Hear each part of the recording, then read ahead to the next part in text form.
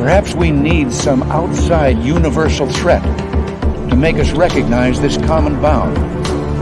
I occasionally think how quickly our differences worldwide would vanish if we were facing an alien threat from outside this world.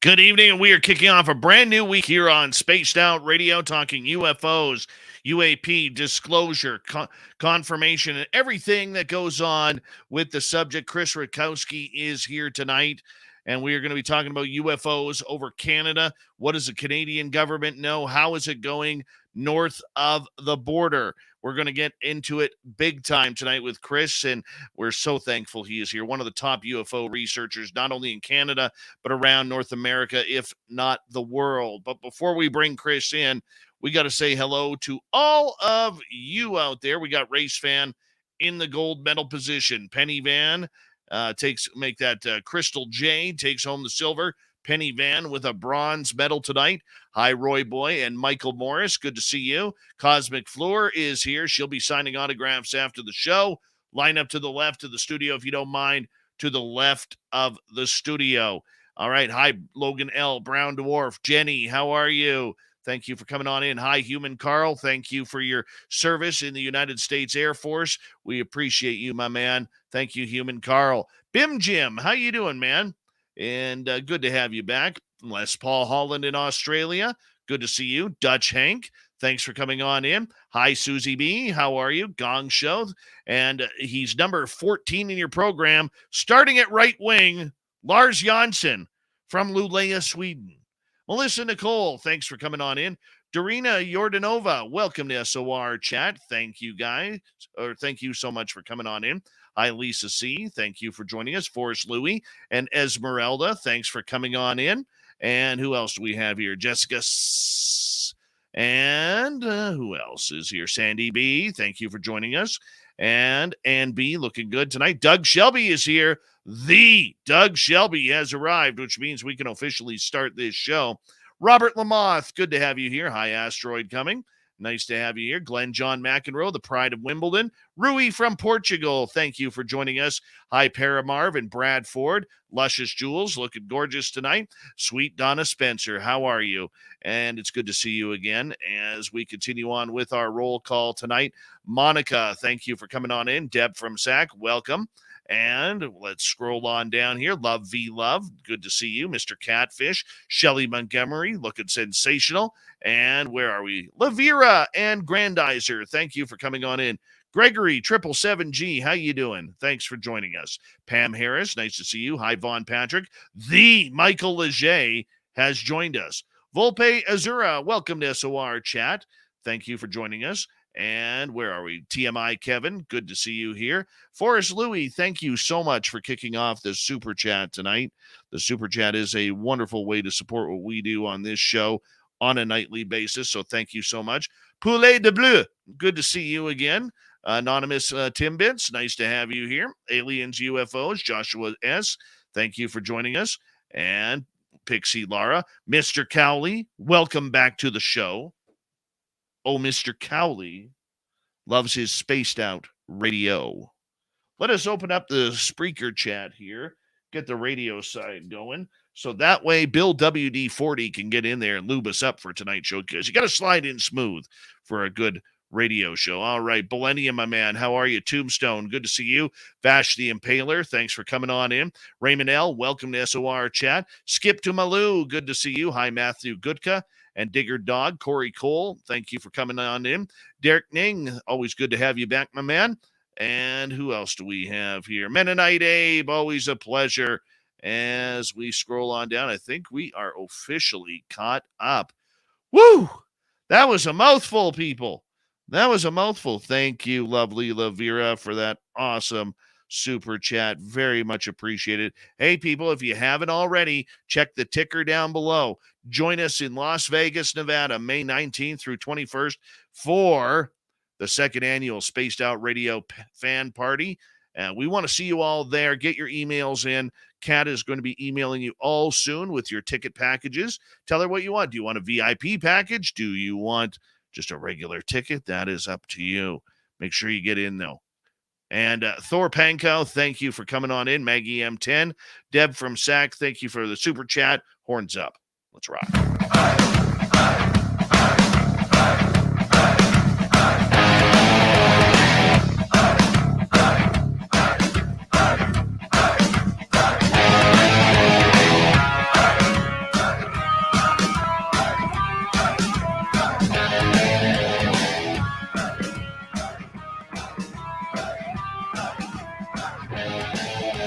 From the mountains of central British Columbia to you listening around the world, this, my friends, is Spaced Out Radio. I am your host, Dave Scott, sitting in the captain's chair of SOR headquarters. We welcome you to tonight's show on our terrestrial affiliates around North America, digitally on Odyssey Radio, TalkStream Live, and KPNL. All of our archives are free.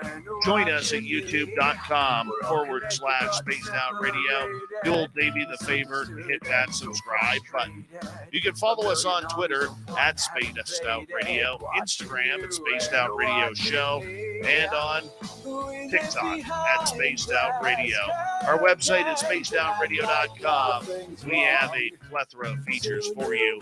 Rock out to Bumblefoot, read the news wire, check out our swag as well. Tonight's show is brought to you by Chive Charities. Help make the world 10% happier by visiting Chive Charities today. You can find them on our website. We got a power show of UFOs for you tonight. Canadian researcher and author Chris Rutkowski is here to talk about what's going on with disclosure north of the border. Then in hour number 3, we're going to head to the swamp with our resident swamp dweller. Then after that, little Timmy Senor, our resident Timbit. Him and I will get at it for the UFO report. Chris Rutkowski has published 9 books on the subject of UFOs. Chris has also contributed chapters to many anthologies such as Phenomena, Frontiers of Reality, and UFO 1947 to 1997, a 50th anniversary review of the UFO phenomena. He was a contributing editor of International UFO Reporter and was the editor of the Swamp Gas Journal, an occasional ufozine first published in 1978 when he was a part of Decadent Winnipeg Fandom. He is a past president of the Winnipeg Manitoba Science Fiction Society and was a part of the Winnipeg Science Fiction community that gathered Saturdays at the home of legendary first fan Chester Cuthbert. He is also a past president of the Royal Astronomical Society of Canada and best known as the man who provides all media outlets with UFO statistics each and every year annually. Chris Rutkowski, thank you so much for being on Spaced Out Radio. Do you know it's been almost 8 years since you were last on here? 8 years. Wow. That's including a pandemic and everything. Ooh. I know. It's time. It's time. I mean, I'm going to just say it. Thank you for retiring from your job. So now that way you have time for us here. Yeah, and I do have some projects on the go already. So yeah, it makes perfect sense. I got to ask you, Chris, have you always been a UFO buff? Is this where, you've wanted to do this since childhood, or did you just kind of fall into it? Oh, wow. I'd have to say that I guess I not since childhood, although I remember my parents plopping me in front of the TV set to watch the Gemini and Mercury launches. Yeah, I'm that old. And I remember in high school, they wheeled out a black and white TV so we could watch Neil Armstrong walk on the moon, that type of thing. But the UFO thing came about because there was a big flap and a wave in the mid 70s, and I got hooked on astronomy, because of the earlier stuff. But because of the UFO stuff that was happening, I thought I'd investigate a few, talk to people who had seen it. And then in university, my profs were anti-UFO, like it's all nonsense type of thing. But the phone calls kept coming into the university's astronomy department from people who had seen them and wanted to talk to somebody. And I was in my prof's office. I remember this, that I was talking to him about some assignment, and the phone call came in from somebody who had seen a UFO, and he was all ticked off about, there's another one of these UFO calls. And I said, you know what, why don't you give the phone call to me next time one comes in, because I'm right around the corner where I'm studying, and I'll talk to them for you, save you all the bother, trying to get on his good side. And that started happening. And, I talked to, many, many people, and they realized, they're not as crazy as my prof was making out. These are people who had seen things. They wanted some answers. So I started investigating, and pretty soon I was asked to write about it and give lectures and stuff. So it wasn't from a real young age, and I never actually saw anything that spurred me to investigate.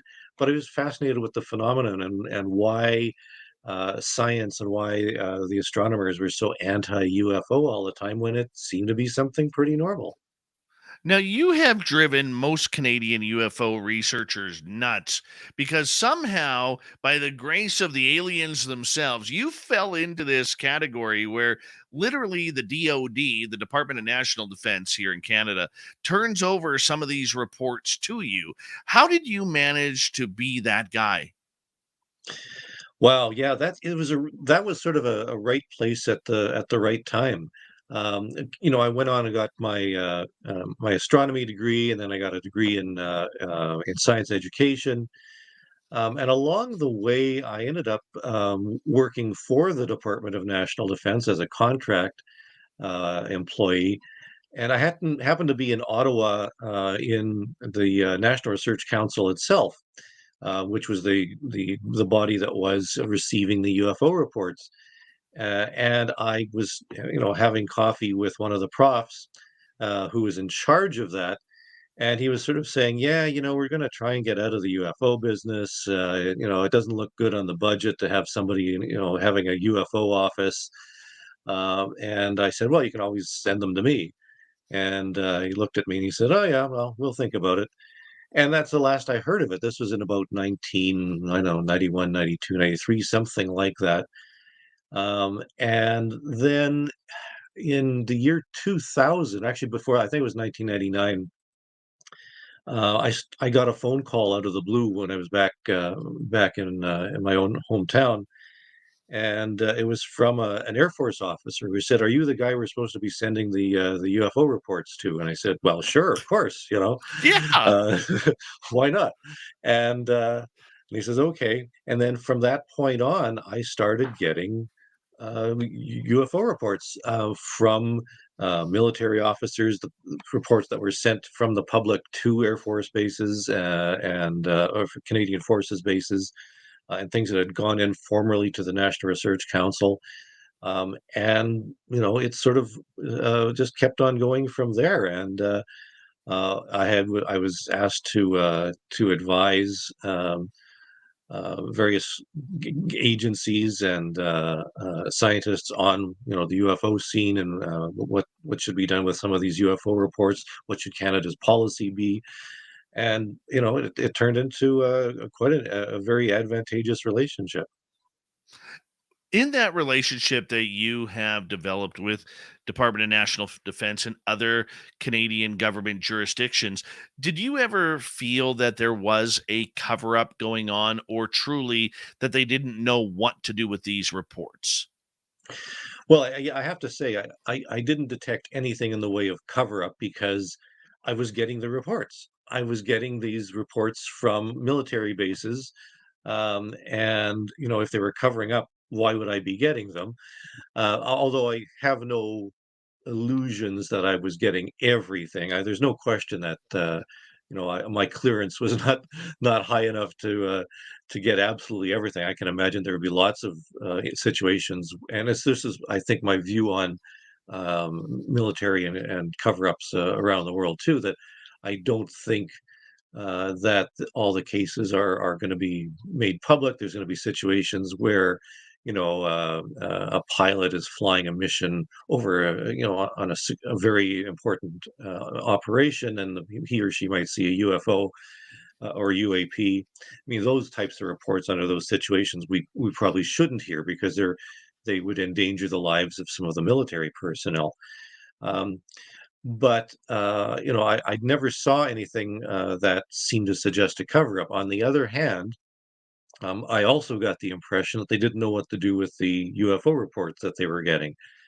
Some clearly deserved more investigation, and there obviously had not been enough investigations. So I think there was this attitude that let's sort of put them off to the side, give them to that Rutkowski guy, and if he investigates, fine. If not, just leave them alone.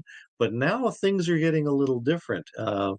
Now there's this, the UAP task force originally, and now the all anomaly resolution office. So now we're getting, into a different era, and it's time, I think, for science to take another look at the UFO phenomenon in conjunction with military investigations. You are somebody who has investigated personal cases. You've investigated the government side of the nuts and bolts. What are we dealing with here? Because you have an entire experiencer platform that, wants to know why them, what are they seeing, and why are they experiencing what they're experiencing. But it seems like on a governmental side, whether it's the Canadian government or the United States government, it's very much about nuts and bolts, the technology and what's with it. Where do you stand on that? And how do you break it down? Well, I have to go back and talk about the origin of some of this because in the United States, United States Air Force had its Project Blue Book, so it was investigating the UFOs from a really a security issue. From a militaristic, there was some concern about the Cold War. Was it the Ruskies? Was it another country? Something like that. So there was a concern from a military standpoint about the UFO phenomena, and that's where the investigations tended to be. The Condon Report was funded by the United States Air Force, and it petered out somewhere in about 1969 into 1970. And after that point, we really don't have any information on what the United States was doing in terms of UFOs until relatively recently, like 5 years ago or so, where we found out that there was this project that was from about 2007, lasted for a few years, investigating UFOs. But that big gap, we have no idea what was going on in the United States. But in Canada, the attitude was not that it was a military problem, but it was a scientific problem all along. And so in the mid 1960s, the National Research Council of Canada, which is sort of the equivalent of the Smithsonian Institution in the United States, this scientific body, was tasked with investigating and receiving the UFO reports from the Canadian public and all other officials. And so that continued until about 1995. And we have a complete record of all the cases that were received and investigated during that period. So during the period when we had no idea what was going on in the United States, Canada was receiving and recording all these UFO reports. And a lot of those were very intently investigated. We have the documentation. There's literally thousands upon thousands of documents that attest to this.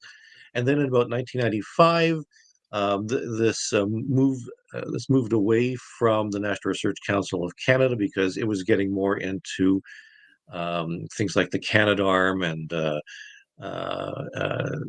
Canadian Space Agency and things like that, working closely with the United States and other countries on shuttle-related things, a space station, and so forth. So they're getting away from the UFO thing. It was handed off to Transport Canada, which is the Canadian equivalent of the FAA. And Transport Canada actually directed pilots, both civilian and military, to report all UFOs. And they actually use the term, still today, UFO, not UAP, but UFO, unidentified flying objects. And so pilots were encouraged to report, so there were all these pilot reports. So from that till present, we have a record of Transport Canada's lists of UFOs, and there's something like 500 of those over a 20-year period till about 2020 or 2021, something like that.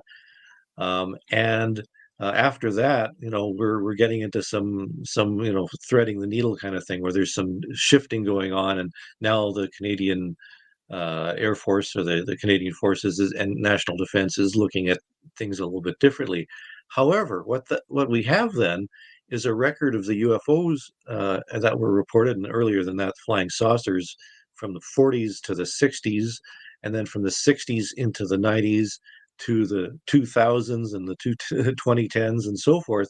We have those records, which is not the same from the United States at all. In fact, we seem to have a better idea of what's going on in Canada than in the United States. And in addition to the Canadian reports being from Canadian pilots, there are American reports in there as well. So, I mean, we had reports of a refueling exercise by the United States Air Force going on in northern Canada, and a UFO was seen during this refueling exercise. Wasn't reported through United States Air Force, was reported through the Canadian Forces and National Defense. We have a record of what American military officers were seeing while in the air, but it showed up in Canadian records. So it's an interesting, in some ways it's parallel to what was going on in the United States, but in some ways it was looking at things from a scientific point of view, which is interesting because now we have this scientific investigation of UFOs from a number of fronts, from the SCU, from the Galileo Project, from what might be going on at other levels from other organizations, and this encouragement for military pilots now in the United States, as we found out from the UAP task force, and now from the more recent All-Domain Anomaly Resolution Office, to report things, and are getting told, hey, let us know what's going on so we can get a better handle on what's going on and try and get some scientific understanding. Oh, very true. Very true. We got about 6 minutes to go here before we got to go to break at the bottom of the hour. Chris Rutkowski is our guest tonight on Spaced Out Radio. Chris, in Canada, we seem to have this scientific value of what is a UFO. We've seen it with Larry Maguire, the member of parliament from Brandon Sewers, really stir up the Conservative caucus and the official opposition regarding that. They've also garnered some support from members of other political parties as well, except from the residing current Liberal Party of Justin Trudeau's. And we're going to get into this a little bit more as we go on. But why has Canada taken a stance in regards to this, as there is no threat narrative? The Department of National Defense has told members there is no threat narrative of UFOs in Canadian airspace, yet we've taken a scientific approach, very, very different from what our allies to the south are doing. Yeah, absolutely. And again, I go back and I cite the Cold War. For so many years, the approach was, what's going on in the skies? Maybe it's some incursion from an enemy of some sort. There's concern about that. And Canada, because Canada is partnered with NORAD, with the United States, there was this shared understanding of the military necessity. But because the National Research Council was a scientific body, and they were the ones that were looking into the UFOs, there was a real effort to look into the scientific side of things. And so when the United States had its policy, and its standard policy for all the years, is that there's no military threat, there's no danger, and all this sort of stuff. Canada, would adopt that view, and so the prevailing view from the military side is that there's nothing here, there's no perceived threat, but you guys go ahead and investigate it scientifically. Maybe we can get some scientific value out of it. And yet, at the same time, um, I would say that while there's no threat, there is possible danger, in the sense that if pilots are seeing UFOs and UAP in Canadian skies, and that they shouldn't be there, because if they're mistaking a satellite or a plane or a balloon or a drone or something for a UFO, that might say that maybe we need more training.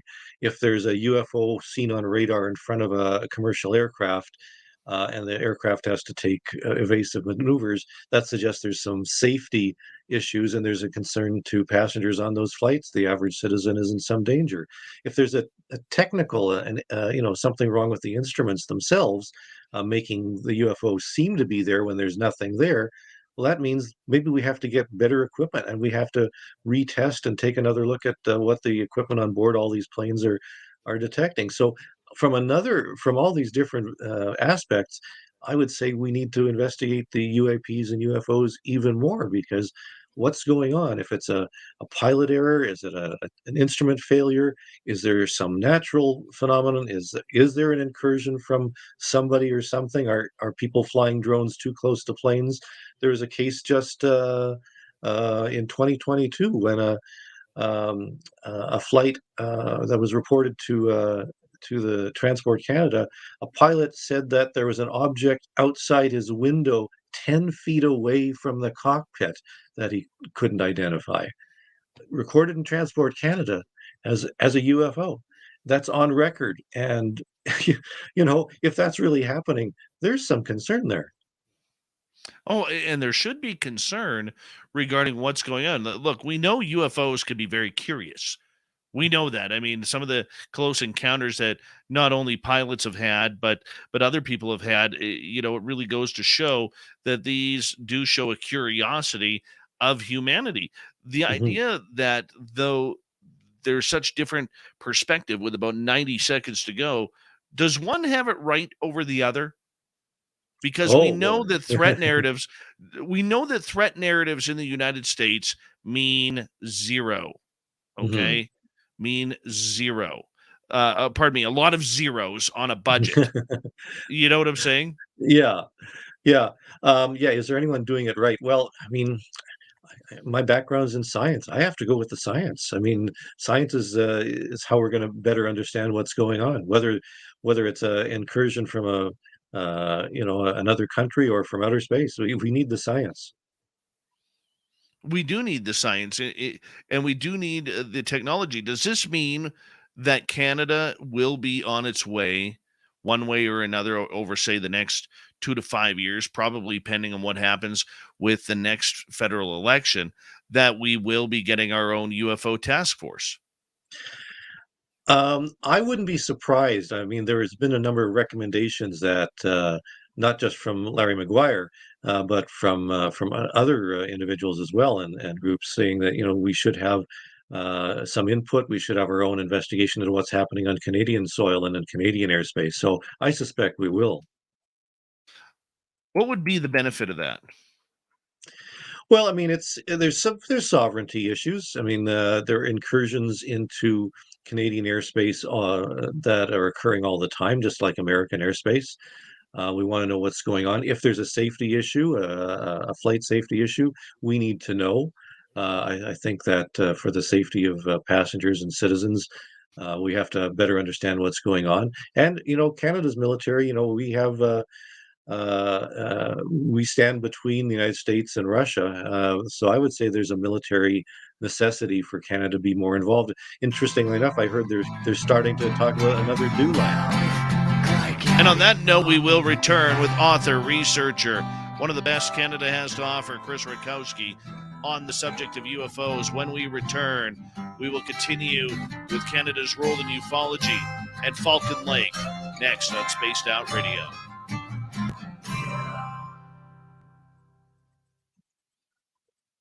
Very solid first half hour. Thank you. Yeah, boy, you got a good following there. Yeah, it's going up. It's going up. It's I keep having to say hello to everybody in the chat room. I try not to leave people out. But yeah, it's amazing to know how much people actually know in Ottawa and have just not talked about it.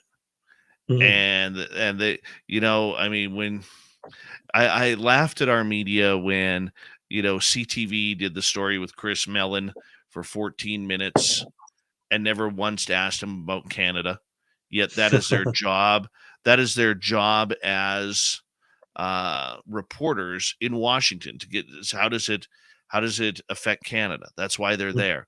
And then CBC sends a reporter down to Wyoming to interview Lou Elizondo, and same thing. Not one question made it to the tape about Canada, and that just it drove me nuts because that's their job. That's what they're paid for.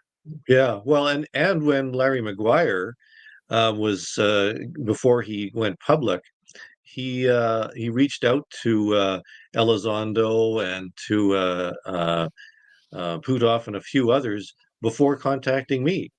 I'm the one who had all the Canadian data.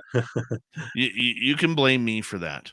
Oh, really? Yeah, you can. Yeah, seriously. It wasn't supposed to come out until Elizondo brought it out on this show last year. I promised I'd keep it quiet, journalistic integrity kind of thing.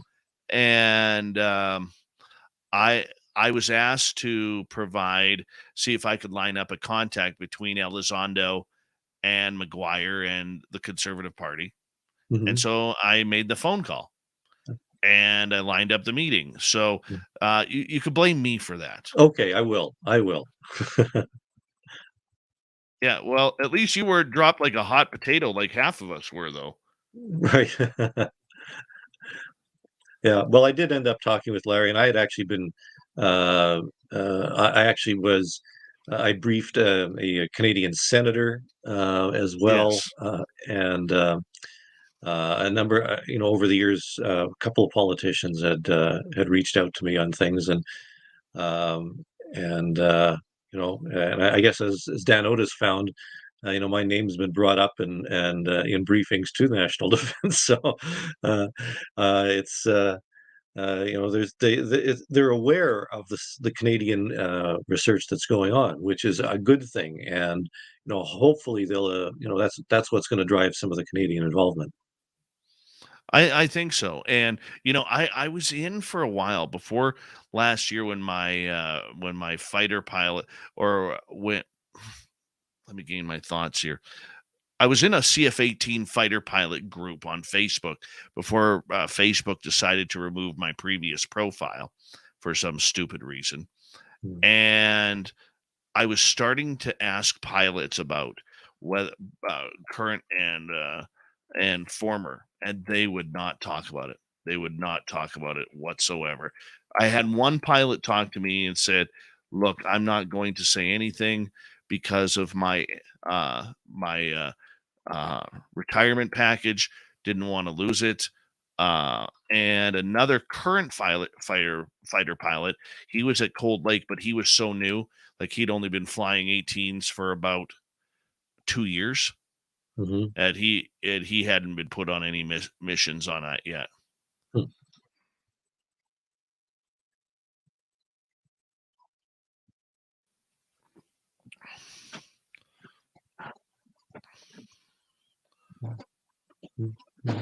So, trying. Are you concerned, though, as we got about a minute to go here, are you concerned, though, that everything just comes down to the pilot now? Yeah. I mean, in the report, or the AARO report that came out, We have these 500 odd cases over a number of years, but they're really only looking at military personnel, and not just pilots, of course. Some others, but a lot of them are pilots. And they're really only looking at them. And the question is, what are civilians going to do? In fact, where Right. does a civilian in the United States report UFOs now, other than to MUFON and Peter Davenport and places like Right. that? I'll But get you are to they hold going to? on right. I'll get Sure, you to hold on. Sorry, I shouldn't have asked you that right at sure. this point, but here we go in 3 seconds.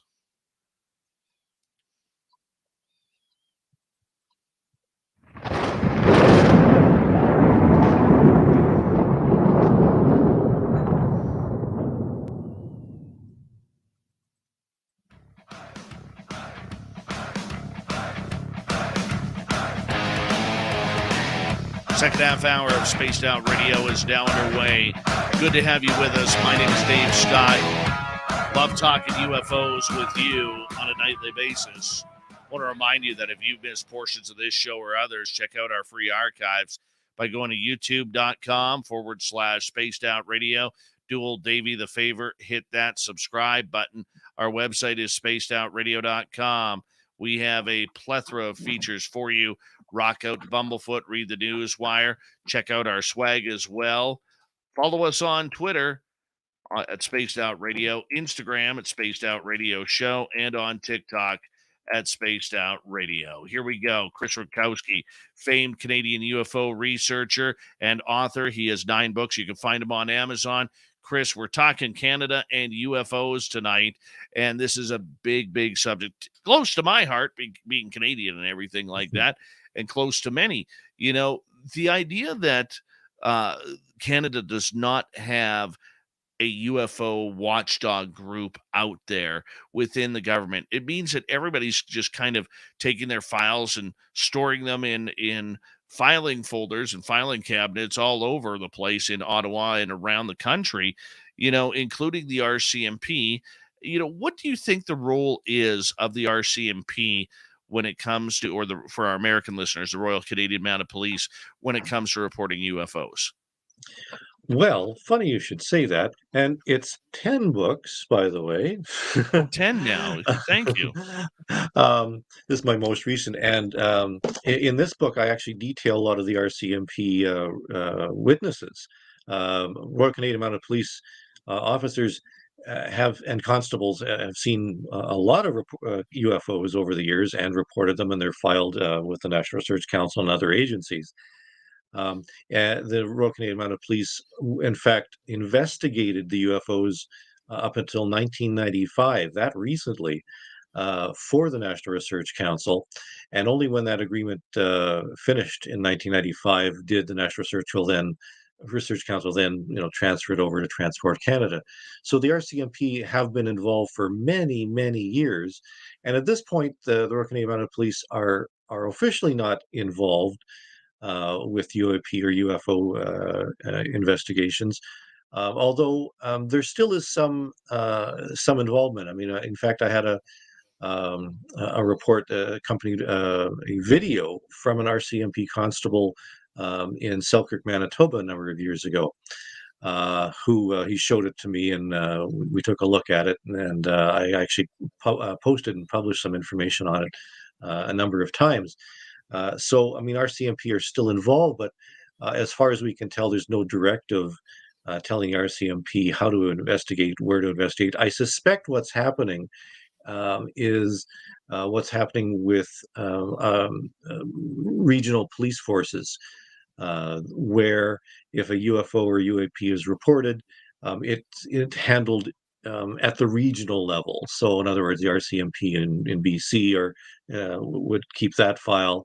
RCMP in Nova Scotia would investigate if necessary, or file it in those files rather than be consolidated into one. Because when the RCMP were involved back in the I guess 1980s, I actually went to RCMP headquarters, and I had actually requested all the RCMP files to take a look at them, and they brought them to RCMP headquarters. So I was walked into this room in RCMP headquarters, and led into the room where there are these boxes, and I could look at them. I couldn't take anything and all this sort of stuff. But I mean, those files existed at least until the mid 1990s. I suspect that there are going to be continuing files like that up until the present time, but nothing coordinated. I suspect that they do, refer things to national defense if it seems to be a defense issue. We do know from Transport Canada that RCMP are called in for issues involving aircraft, commercial aircraft, and pilots requesting assistance for one reason or another. So there will be files like that around, and it'll be interesting to see how what happens moving forward. I got to tell you my RCMP story because I don't think I ever did. About, oh goodness, how old's my daughter? 19. So about 5 years ago, my daughter goes to a Halloween party. And when you live in a small community like I do, a lot of the young teenage parties are crashed by the 19, 20-year-olds, who like to get the younger kids, say, a little intoxicated. So my daughter apparently took part in one of these parties and had one whole Palm Bay before she was almost passing out drunk. And, as a father, when my daughter gets home, I have a choice. I can either go there with a baseball bat and do some vigilante justice, or I call the police. So I ended up calling the RCMP. And the RCMP goes and busts the party. And I'm working in my studio here, and about 1 o'clock in the morning, the RCMP constable calls me up, and he's like, "We're all done, and we're going to find the owner of the house and all this for underage drinking, blah, blah, blah." Great. So I said to him, "Can I ask you a strange question, totally off the record and totally off topic?" He goes, "Sure." I said, "What's the RCMP's protocols with UFOs?" Just out of the blue. I just fired it at him. Yeah. Imagine my shock and awe and how far my jaw dropped when he answers me, and he goes, "In the air or on the ground?" And I said, "What?" He goes, "In the air or on the ground?" And I said, "Well, I wasn't really expecting that answer." And he laughs. He goes, "Dave, you picked the right guy to ask this question to, because previous to this, I spent a number of years in the Canadian Armed Forces as a radar operator." And so I said, "Let's start with in the air." He goes, "Okay, if it's in the air, you call in a report, and all of a sudden, the RCMP, the dispatcher will put that on the staff sergeant's desk. The staff sergeant immediately has to send that to Ottawa, HQ in Ottawa, who then sends it to NORAD to try and NORAD tries to scramble the two closest CF-18 Hornets to try and intercept the craft." And I said, "Okay, well, what if it's on the ground?" He goes, "Well, I'm not sure about that." He goes, "I think it's pretty much the same, except if a craft is on the ground and there's no military base around, they'll probably get us to cordon off the area until the military can get there." So I said, "Okay." I said, "So what happens with the paperwork?"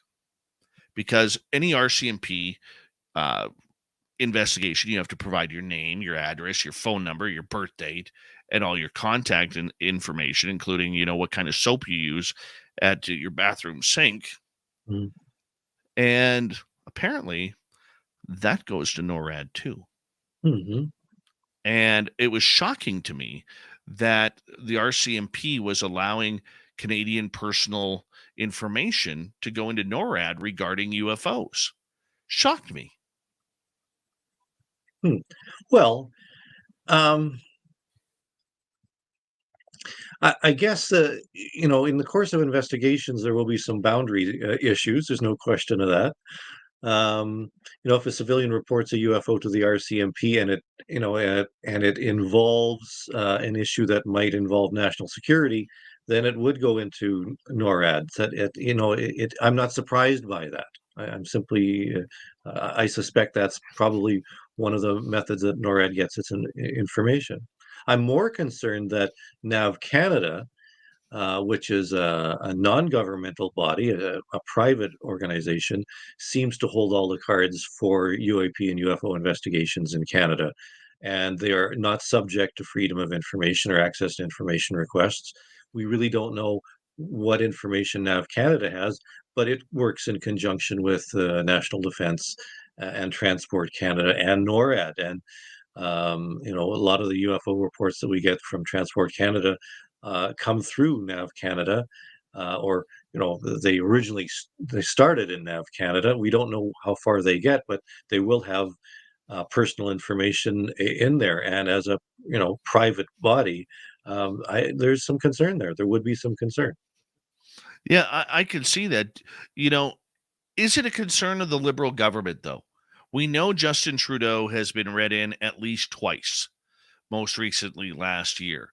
Mhm. The first time I was able to figure out was in sometime between August and December of 2018, I believe, where former ambassador to Washington, David McNaughton, came back and read him in. Mhm. Why does he seem so nonchalant regarding this subject? Well, I mean, pragmatically, there's a few other things on the plate that are a little more concerning, I suppose. I mean, as important as UFOs and UAPs are, when you're dealing with issues in Ukraine and China, and the Three Amigos summit was just held. There's other issues that would certainly take precedence. So that's part of it. But the other issue is, because Canada is partnered with NORAD, we do have access to that already. And I mean, the United States does have more technology, more personnel, more access. We do rely on NORAD for the protection of Canada. So it's really that Canada is sort of letting the United States handle the nitty gritty details here. So I suspect that's part of it. The other issue is that uh, that national defense, encompasses a lot in Canada. The CSA, the RCMP, and other organizations they're all falling under the same umbrella, and the need for some serious investigations into UFOs can be handled by a number of agencies, but mostly by the United States. So I suspect that there's going to be some overlap somewhere along the way, and that the current prime minister is relying on his advisors, on his defense minister, on his scientific advisors, for their best practice, for their wisdom into what is going on right now. And currently, that's in a state of flux. Up until 2021 or so, they would have said, nothing to worry about here. But now that there's some rumblings from the United States, and now that members of the Conservative Party are making their voices known. Raquel Danko, for example, raised the issue with the head of the RCMP and the CSA. So there's going to be more involvement. So I would say, uh, behind closed doors, there's probably some discussions, but publicly nothing yet. But just wait, there's going to be some more coming. Well, and I hope to see that happen. Do you think, though, that the attitude towards UFOs would change with a change in the federal government? Like, say, if the Conservative Party did get elected? Um, Hard to say. There are, there's moderates in the Conservative Party, and there's less moderates. I suspect, I mean, Larry Maguire is a good example that he's really making his presence known more and more. He's posting more. He's raising issues other than the UFO thing. I can see that if the Conservatives when it got into power, that Larry Maguire, maybe he might be tapped for a cabinet job, and if so, then perhaps he could raise the issue of UAP and UFOs much more significantly. I mean, who knows who the defense minister is going to be at any one point. So I think that depending on political parties in power and pressures from members in the House and in the Senate, there's going to be some discussions that will be raised. Well, it would be interesting considering that Larry McGuire has really stepped up to try and, be a leader in this and convince Canadians that this is something that is worthy of taxpayers' dollars in Mhm. funding. I just don't know how the public would go for it if it was brought out. Well, I think the best way to do it, and this is, I mean, Larry's one of Larry's tactics. He's raised the issue of UFOs over Canadian nuclear sites. And if there's a safety or a security issue, I think that the public would be more amenable to that because it involves something, a little more down to earth. Pardon the pun, but that would be something that would strike close to home. Oh, very true. Very true. We got about 8 minutes to go until the top of the hour, and I know a lot of my listeners, Chris, want to know about your involvement with Stan Michalak and the Falcon Lake incident. And before I go there, I do want to ask you, a number of years ago, about 6, 7 years ago, there was allegedly a UFO that crashed north of Winnipeg on a reserve land. And they ended up saying that it was some sort of military training exercise. But first witnesses claim that they did see something fall out of the sky. Did you ever investigate that case? And what do you think it was? Yeah, I investigated it quite thoroughly, as a matter of fact, and I posted about it on my blog. Um, that was, in fact, a hoax. And to this day, though, people are insisting, no, no, no, I know somebody who said he saw it and all this sort of stuff. And yet we know fairly certainly that it was, in fact, a military exercise, Operation Northern Bison, or I can't remember the actual project name, but it's a yearly thing that National Defense does for Arctic survival training and winter training. And that particular year was really, really cold in Manitoba. It's actually very balmy here right now. I think it's like -5 or something. But that particular year was like in the -40s, -45s. Um, and what they do is that they drop a bunch of troops off on Lake Winnipeg, and they have to, travel a certain distance on snowmobiles and on foot across the surface of the frozen lake. And that year, it was so cold, the snowmobiles themselves broke down. And they actually had to fly in some support. And so there were, planes dropping down, some very short takeoff aircraft coming in and, rescuing some of this. And there were military transport vehicles driving along the shore of the lake to help and support the personnel that were on the surface of the lake. We know this because I investigated. I heard about it. It actually showed up on Twitter. I started getting tweets about it, and I started following it up. And it was all centered around this one particular northern First Nation called Jackhead. And so I contacted the Jackhead Band Council, and I spoke with the chief and some of the other individuals there, and they thought it was preposterous. They thought it was ridiculous that people are making up these sorts of stories, and the fact that people were claiming that the military were threatening people on First Nations reserves and telling them not to say anything, and they just said it's completely ridiculous. And we never did get into some of the details from some of the eyewitnesses. And there was a photograph that was actually published online showing a triangular UFO on the surface of the lake. And what we did is we found the original photograph of the surface of the lake where this thing had been photoshopped in. So we know for a fact, and I ended up speaking with the National Defense personnel involved, and they actually have a Facebook page that clearly showed everything leading up to the day and then everything after it. Absolutely no question, it was a hoax.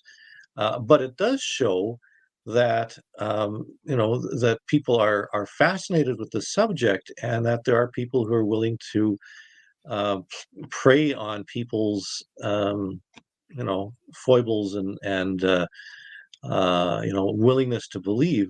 And that effect, plays into ufology in a lot of ways. That it causes the problem that when there's a really good case that we do have documentation on, it's worth following up, but there are people that are sort of muddying the waters, trying to make the job of investigation and research more difficult. And it's unfortunate, but this is the state of ufology. It really is. Hey, we want that to happen. We want to make it work, my man. And everybody wants that next big incident like Stan Michalak. How did Hmm. you get to know the Michalak family? Oh, wow. Well, I actually ended up knowing the family as a kid. In fact, Stefan Michalak's son, Stan Michalak, was one of my buddies growing up. I think we were about 9 or 10. We used to ride bikes all the time, and went over to his place one time, and he said, "Hey, something happened to my dad. We can't ride our bikes today." Uh, but interesting, I just want to tie in the RCMP. I ended up finding the Royal Canadian Mounted Police officer who investigated the Falcon Lake case, Stefan Michalak, in 1967. He was still alive the year before the pandemic. I interviewed him in early 2020, and this is a guy who really knew the case well. He spent lots of time in the bush. He interviewed Michalak many times, and I said, "Do you think, it was real? Do you have any explanation for what happened?" And he looked at me and he says, "I have no idea what happened. I cannot explain it." That came from the mouths of the RCMP officer who investigated the case in 1967. Wow. Wow. To me, I don't care what anybody says. I think the Stefan Michalak case is the best one out there because it has everything. It has Mhm. an anecdotal story. It has the corroborating evidence. Does he still get the marks on his bodies from the radiation? Is he still radiating from this craft? No, he passed away a Oh, number of did he? years ago. Okay. Yeah, yeah. Um, and the the marks on his body. It's interesting that there's a revival of interest in this particular case, and in fact, the most recent issue of the 14 Times has a full page feature on the Falcon Lake case. And part of that is because two notable skeptics and debunkers took upon themselves to dissect the case just this past year, after all these years have happened, more than 50 years. And they have their own explanations for it, sort of armchair explanations um, that that I responded to in the 14 Times story. So go out and buy the latest 14 Times. It's a case, though, that I still think is the greatest one out there. I mean, you can Well, put it yeah, up I agree. against It has, Travis Walton or whoever. yeah, it has everything you want. It has, RCMP investigation, police investigation, military investigation, a witness who was cooperating, a site that was found. There was radiation, pieces of metal that were retrieved. Medical records. I mean, how many cases have medical records that we have access to? So it has literally everything that you would want in a UFO case, and yet it's still one of the least understood and least known of all the UFO cases. All because it's in Canada. That's right. because it's in Canada. Chris, I'm going to get you to hold on right there. We're going to continue on with Falcon Lake, and we'll get some audience questions when we return. UFOs over Canada. That's what we're talking about tonight on Spaced Out Radio. Stay tuned. Chris Rutkowski, author extraordinaire, and his 10 books. We'll be back right after this on the Mighty SOR.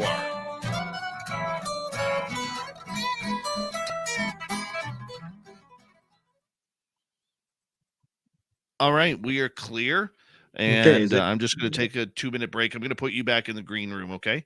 Yeah, it's tinkle time. I'm going to. Okay. All right, be right back. Be right back, everybody.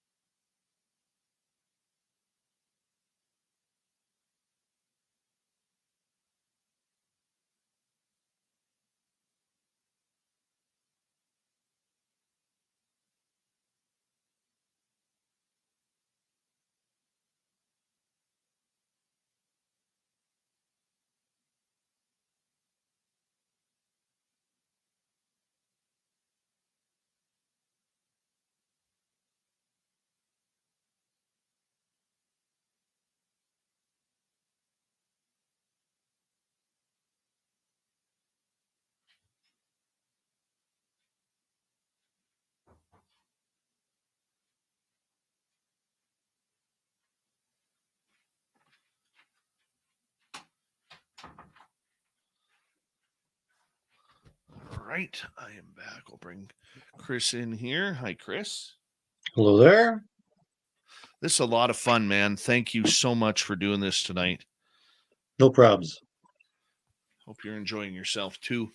Mm-hmm.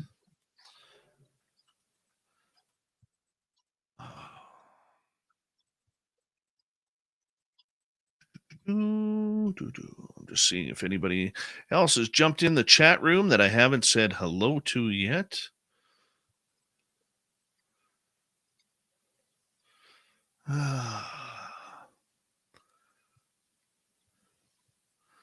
Let's see here. I think I'm pretty caught up. If you have any questions for Chris, put them in capital letters and type them into the chat room, and I will get everything up for Chris here, coming on up here when we get into the next hour. Hi, Barry Brown. How you doing?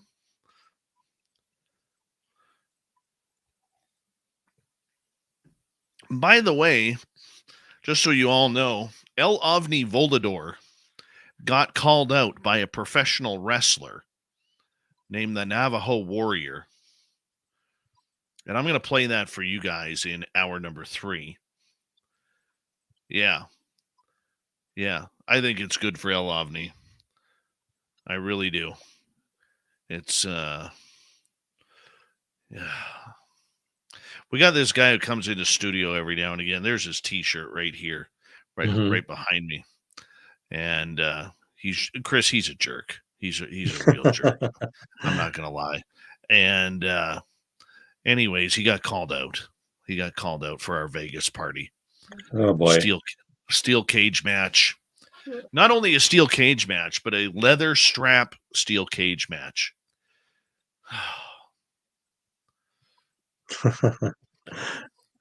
The weird things that happen around here sometimes. Oh yeah, no kidding. Yeah, the weird stuff that happens around here. But anyways, thank you to Louis ×2, Thomas, Lavira, Mennonite Abe, Deb, Pam, W. Decker, and Tech 702 for your super chats. Very much appreciate the love. Don't forget about Vegas. Check the ticker down below. We want to see you there in a few short months. Here we go with the hour 2. You're listening to Spaced Out Radio with Dave Scott. Follow Dave on Twitter @Spaced Out Radio and on Facebook, Spaced Out Radio Show. Hour number 2 of Spaced Out Radio is now underway. Thank you so much for joining us wherever you are on this beautiful planet we call Earth. Hello to everyone listening in on our terrestrial affiliates around North America, digitally on Odyssey Radio, TalkStream Live, and KPNL. All of our archives are free. Join us at youtube.com/Spaced Out Radio. Do old Davey the favor. Hit that subscribe button.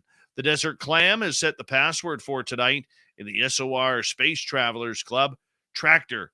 Tractor is your password. Use it wisely, Space Travelers, as the Clam sets the password each and every night right here on Spaced Out Radio. Our website is spacedoutradio.com. We have a plethora of features for you.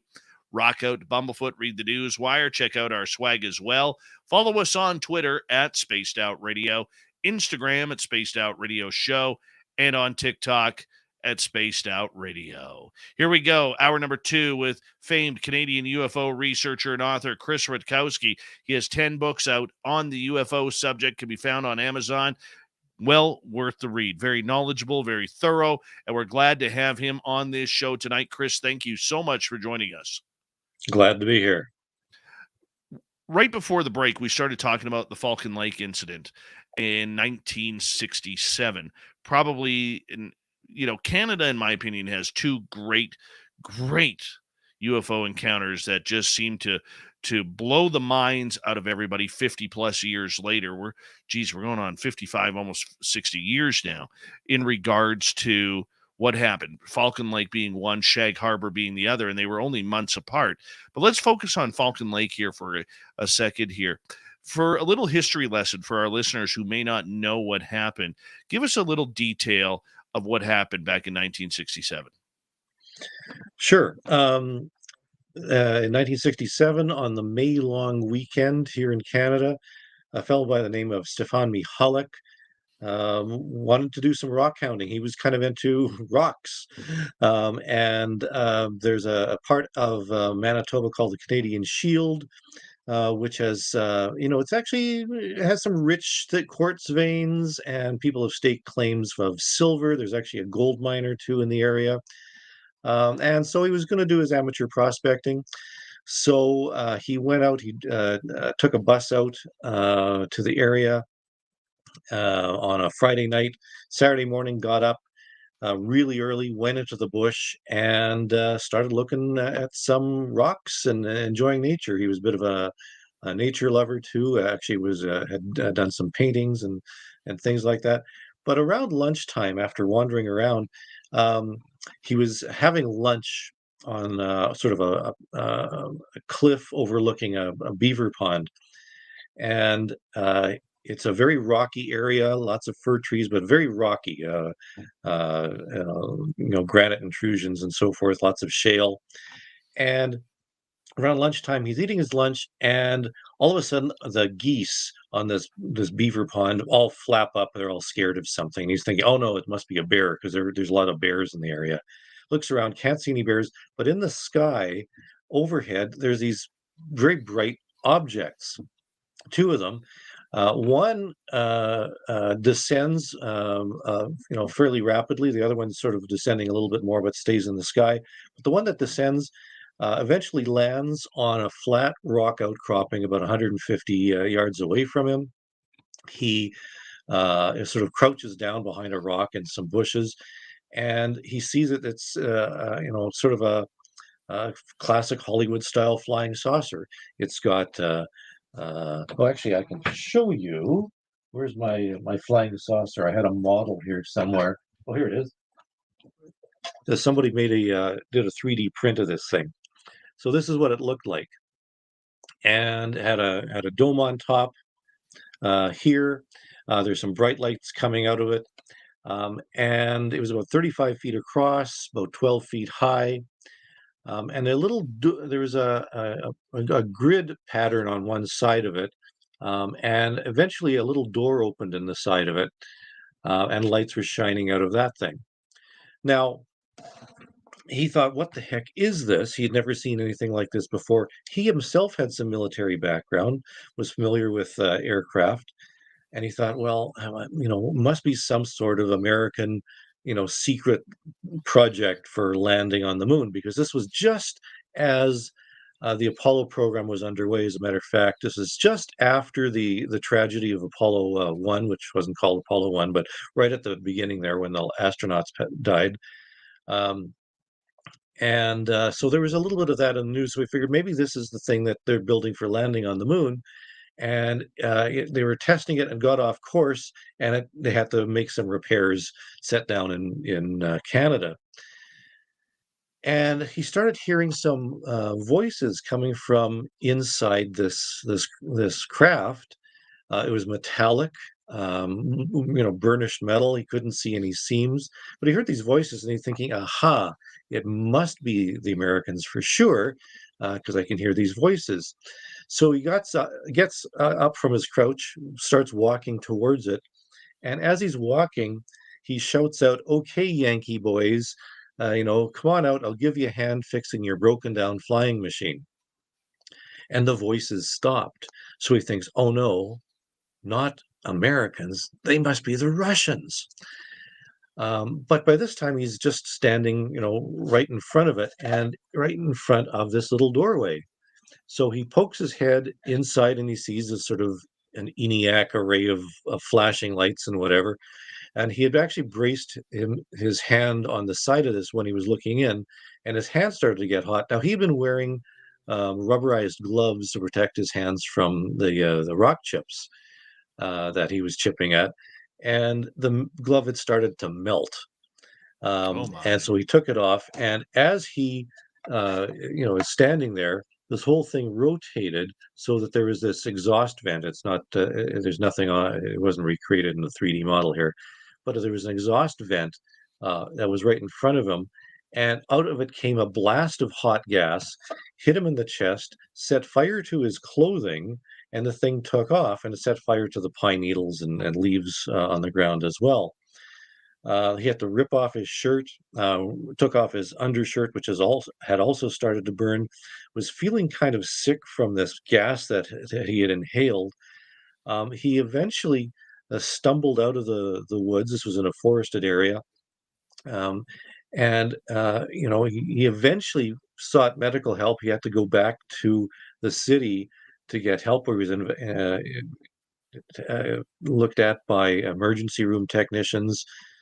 and eventually went home. And the story came out. He thought that maybe there was some danger to the public, so he notified the press. He said, there's something happening out, in the forest, and that I suspect there might be some danger. And so the media started interviewing him. It went on TV and in all the papers, and it sort of mushroomed from there. He was visited by RCMP officers. He was visited by military personnel from the Department of National Defense, the Royal Canadian Air Force, and wrote a book with his son. The title is When They Appeared, not having to do anything with the any aliens, but when all the investigators, all the military personnel appeared literally on their doorstep, interrogated them. They interrogated the family. They went to his place of work. They went to the hotel at Falcon Lake where he had spent the night. They talked to the bar operator, the housekeeping staff. It was an intense investigation. In fact, we've recovered something like 500 to 700 pages of documentation about this particular case from the Royal Canadian Mounted Police, from the Royal Canadian Air Force, and the United States Air Force as well came up to Canada to investigate. As a matter of fact, this is part of the Condon Report, case number 22, if you want to look up the Condon Report.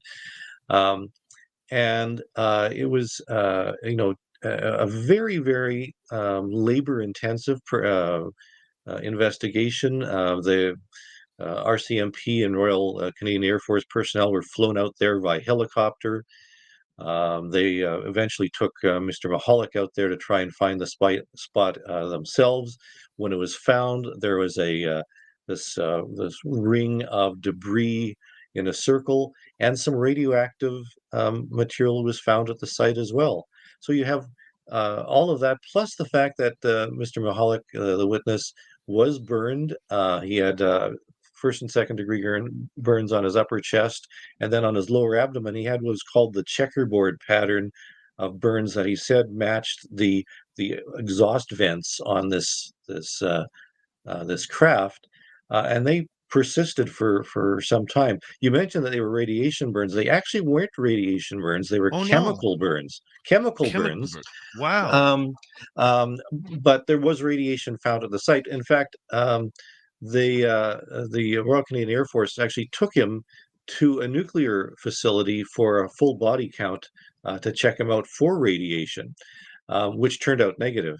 Oddly enough, it was the same nuclear facility where the debris from the crash of the Russian satellite Cosmos 954, which crashed in Canada, that debris was taken for analysis as well. So it was a very major institution. So this was a UFO investigation and case that involved the Air Force,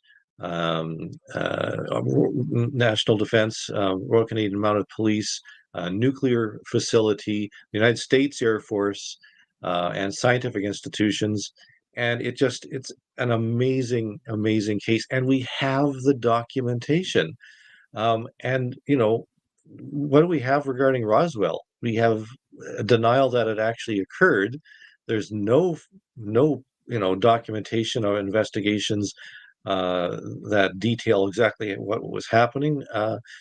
So in some cases, the Falcon Lake case is it's been called Canada's Roswell. It's better than Roswell in many ways. Oh, very much so. Very, very much so. Are you surprised we haven't had a report like that in over 50 years? I mean, we could look at Travis Walton. We could look at, Betty and Barney Hill, which happened before, the Cash Landrum case, Calvin Parker, whatever it may be. I mean, are you surprised that something this good hasn't come out yet? Yeah, it is interesting that we haven't had as notable a case ever since. I mean, people can point at Virginia or some of the other cases around the world, but nothing with this intense investigation and the available documentation. I mean, hundreds and hundreds of pages of documentation. So it's interesting we haven't had that. Mind you, this occurred again during the Cold War, and things changed, and maybe it's the more of a flow of information that has reduced that. Maybe, I don't know, aliens got bored with us. I don't know, but it's interesting. We haven't had such a really remarkable investigation like this ever since. Could it be that because of the sensitivity of this subject, that it has maybe gone more underground? It's possible, although the actual cases of themselves would be known. I mean, we have had some remarkable cases. The military case in Tehran, in Iran, by the jet pilots going back into the 70s. Those cases are on record. So we do have a number of cases, but the depth to which investigations have occurred, we would certainly have found out a little bit more about it. It's possible that there's a body investigating at a level that we simply have no idea. I mean, who knows? But at this point, we don't have any information that there are cases like this that have really attracted the attention of an international effort. All right. Do you mind taking some audience questions? Sure, no problem. All right. This one comes from, let me check here, Anthony in British Columbia here. And he is asking, does Canada have its own version of an Area 51? Well, I would say not really. I mean, we do have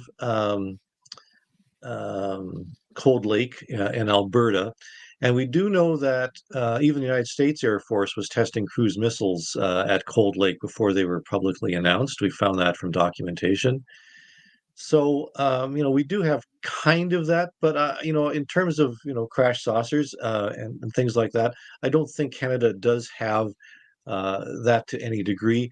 I suspect that if anything, was to occur, it would be handed over to the Americans anyways. We do have an analogy. I mentioned Cosmos 954, which was a crash of a nuclear satellite in North America, which involved an investigation and retrieval effort it was on Canadian soil, but the Americans took it over. And so American personnel, the American Air Force, was working in Canada to retrieve all the individual pieces of the radioactive debris. And we have all the documentation of that. In fact, there's an outstanding report that detailed that particular case when it occurred. So, we do know that those types of things do occur. And they were taken, the pieces originally were taken to the White Shell Nuclear Research Facility and then transferred to the United States. So I suspect that anything along those lines would be handled by the U.S. And if there was a crash site or a retrieval or something like that, you believe it would be handed off to the U.S. as well? I think so. I suspect so, sure. All right, let's move on. Let's go to Pam. What is your opinion on Travis Walton and experiencers such as him? Well, I've met Travis a number of times. I had dinner with him and Stan Friedman at some UFO conferences. Fascinating story. I know the skeptical and debunker view that's come out over the past few years, as a matter of fact, and where Mike, I can't remember his last name now, says it was all made up. Travis seems very sincere. I think it would be difficult to maintain that for quite some time. If it was a hoax, it certainly is a very detailed one and had the cooperation of a number of people. I think the jury is out on it. I'm curious as to what's going on. I haven't had a chance to talk with Travis since some of the allegations have come out recently, but it's definitely a fascinating case. Well, very true. Very true. All right, let's move on here. Let's go to Vaughn in Edmonton. What do you know about Canadian Forces Base Cold Lake and whether or not, I mean, you just kind of talked about this, whether or not it is rumored to be Canada's Area 51. As you stated, it did take in cruise missiles in the northern part of that facility. But we also know back in the 50s, they were testing some sort of flying discs that they were trying to create. Well, the flying disc was the Avro car, I suppose. That was it wasn't actually tested at Cold Lake. That was actually tested at a facility in Ontario. Um, there was and I'm trying to remember now. I think Paul Hellyer alluded to this, that back in the 60s at Cold Lake, they had set up a flying saucer detection station or a landing pad or something like that. He talked about that in one of his interviews. And as far as we know, it was never used. Curiously, Cold Lake is not that far away from St. Paul, Alberta. And St. Paul, Alberta, for people who don't know, is houses one of the world's only flying saucer and UFO um, landing pads. In fact, it's Canada's version of, I suppose, Roswell in terms of the commercial side of it. There's a UFO museum. In fact, it houses the Centre for UFO Studies traveling UFO exhibit. There had been annual UFO fests where costume contests and parades and all that sort of stuff, and expert would come to give talks, and I spoke there a couple of times. So it's not that far away. It's interesting that it's in the same province too. And to this day, you can go visit the UFO landing pad and the museum, which is in St. Paul, Alberta, not far from Cold Lake. Very true. Very true. All right, let's move on here. Let's go to Gloria. She is asking, what is your favorite story or encounter? Oh, wow. Favorite UFO story. Well, I've been out to Shag Harbor. I've spoken to some of the original witnesses there and spoken at the conferences. Falcon Lake, it has to be one of my favorites because I was involved with the family and knew them very well, and investigated that after the fact, opened it as a cold case. There's some other interesting cases too. Um, I think I saw in the chat somebody asked about Langenberg, 1974, I think. Um, in Saskatchewan, where a fellow had seen five spinning upside down silver bowls in a field, and these things took off one by one, leaving behind these swirled patches in the field. And so they predated crop circles by a number of years. Canada actually had crop circles back in the 1960s, and a case in Duhamel, Alberta, which was investigated by personnel from Cold Lake. They actually thought it was a UFO landing ring, investigated as such. The National Defense put out a report on it back in 1967, the same year as the Falcon Lake case and Shag Harbor. So Canada, again, was ahead of the curve. But in terms of Langenberg, this was investigated by RCMP. I don't think it was investigated by military personnel, but I do know that people like Alan Hynek and a few others came out to investigate the site personally. The rings were never fully adequately explained. The RCMP had no explanation for them. Very, very strange case, and it's again one of the ones that people don't know about all that much. Well, I think we got to keep telling them. We just have to keep telling them. All right. I think we got time to sneak in one more here. We got about a minute to go. And this one from Mennonite Abe down in the U.S. How did it come to pass, Chris, that you became the receiver of military UFO reports? And are you still getting the reports now?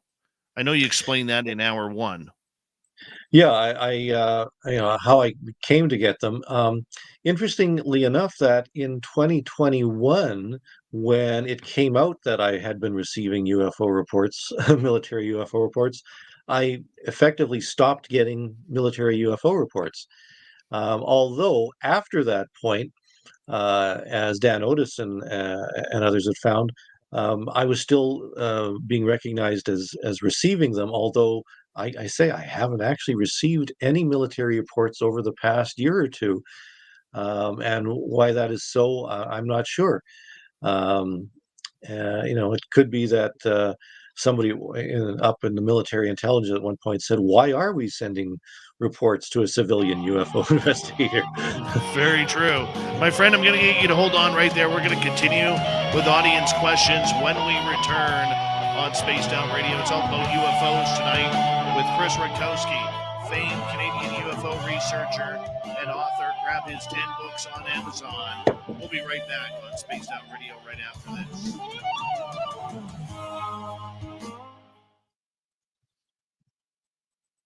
Loads of fun. Mm-hmm. Loads of fun. So about how many are on right now? Live on YouTube, we're at about 269.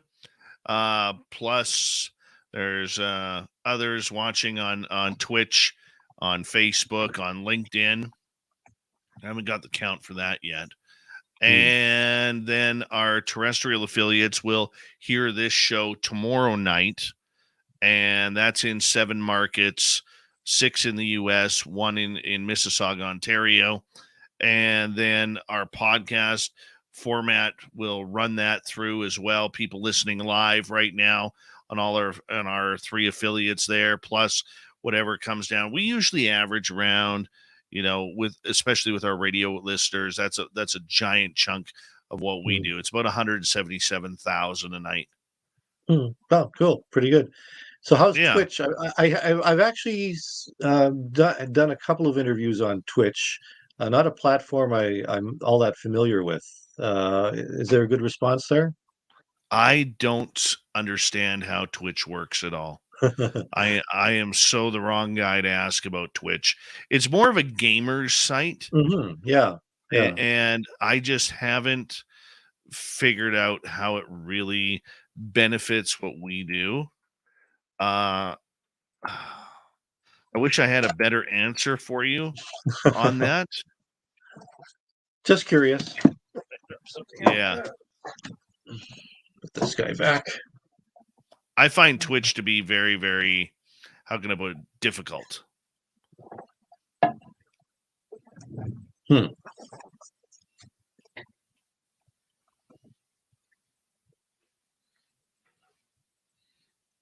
Yeah, I'm not a fan of it, but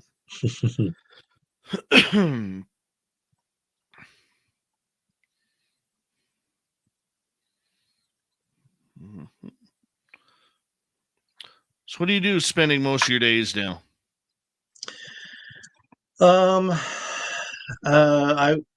This week I've been entering data into the 2022 Canadian UFO survey database, working on that. Hope to get that out over the next weeks to a month or so. I'm still donating my material to the University of Manitoba archives. I actually have to go in and take a look at some specific boxes. They were trying to figure out what some things were. So that, and I've got some writing projects that I'm working on, non-UFO related, because I'm still a science writer. Oh, and I guess some people have noticed that I was just invited to become part of the Galileo project. Oh, nice. So that I've got some duties with them. The Canadian, I can't remember the acronym now, but the scholarly, the scientific body of Canadian ufologists. They want me to be president or something like that. I'm probably going to turn them down, but things like that, and I'm always getting some requests for to do more things. And you're supposed to be retired. Yeah. So I'm told. Yeah. Just never stops, does it? No. Never stops. No, that is awesome. Good for you. Good for you. Yeah, Avi Loeb has been quite silent lately with his Galileo project. Eerily silent. Well, he's continually putting out I think he has a blog that I guess it's an internal thing, so he's always doing stuff. He was interviewed for the this most recent AARO report. I think he was on News Nation and WGN and a few other media in the States. So he's still in there like a dirty sock. He's still doing stuff. Well, that's good. And the thing is that they really are really not part of ufology. I mean, they're really focused on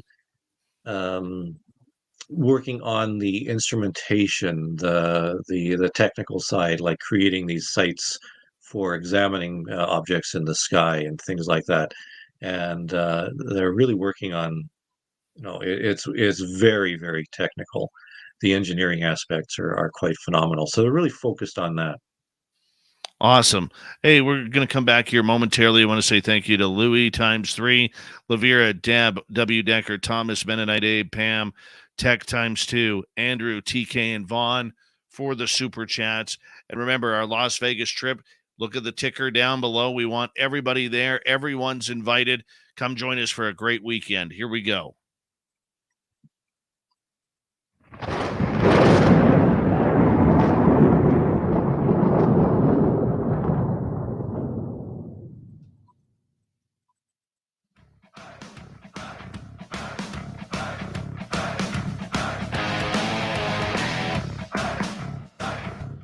That's the halfway point of Spaced Out Radio tonight.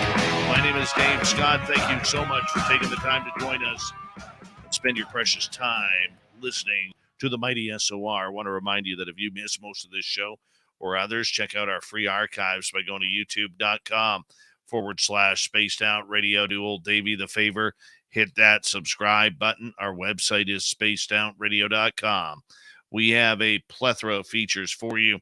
Rock out to Bumblefoot, read the Newswire, check out our swag as well.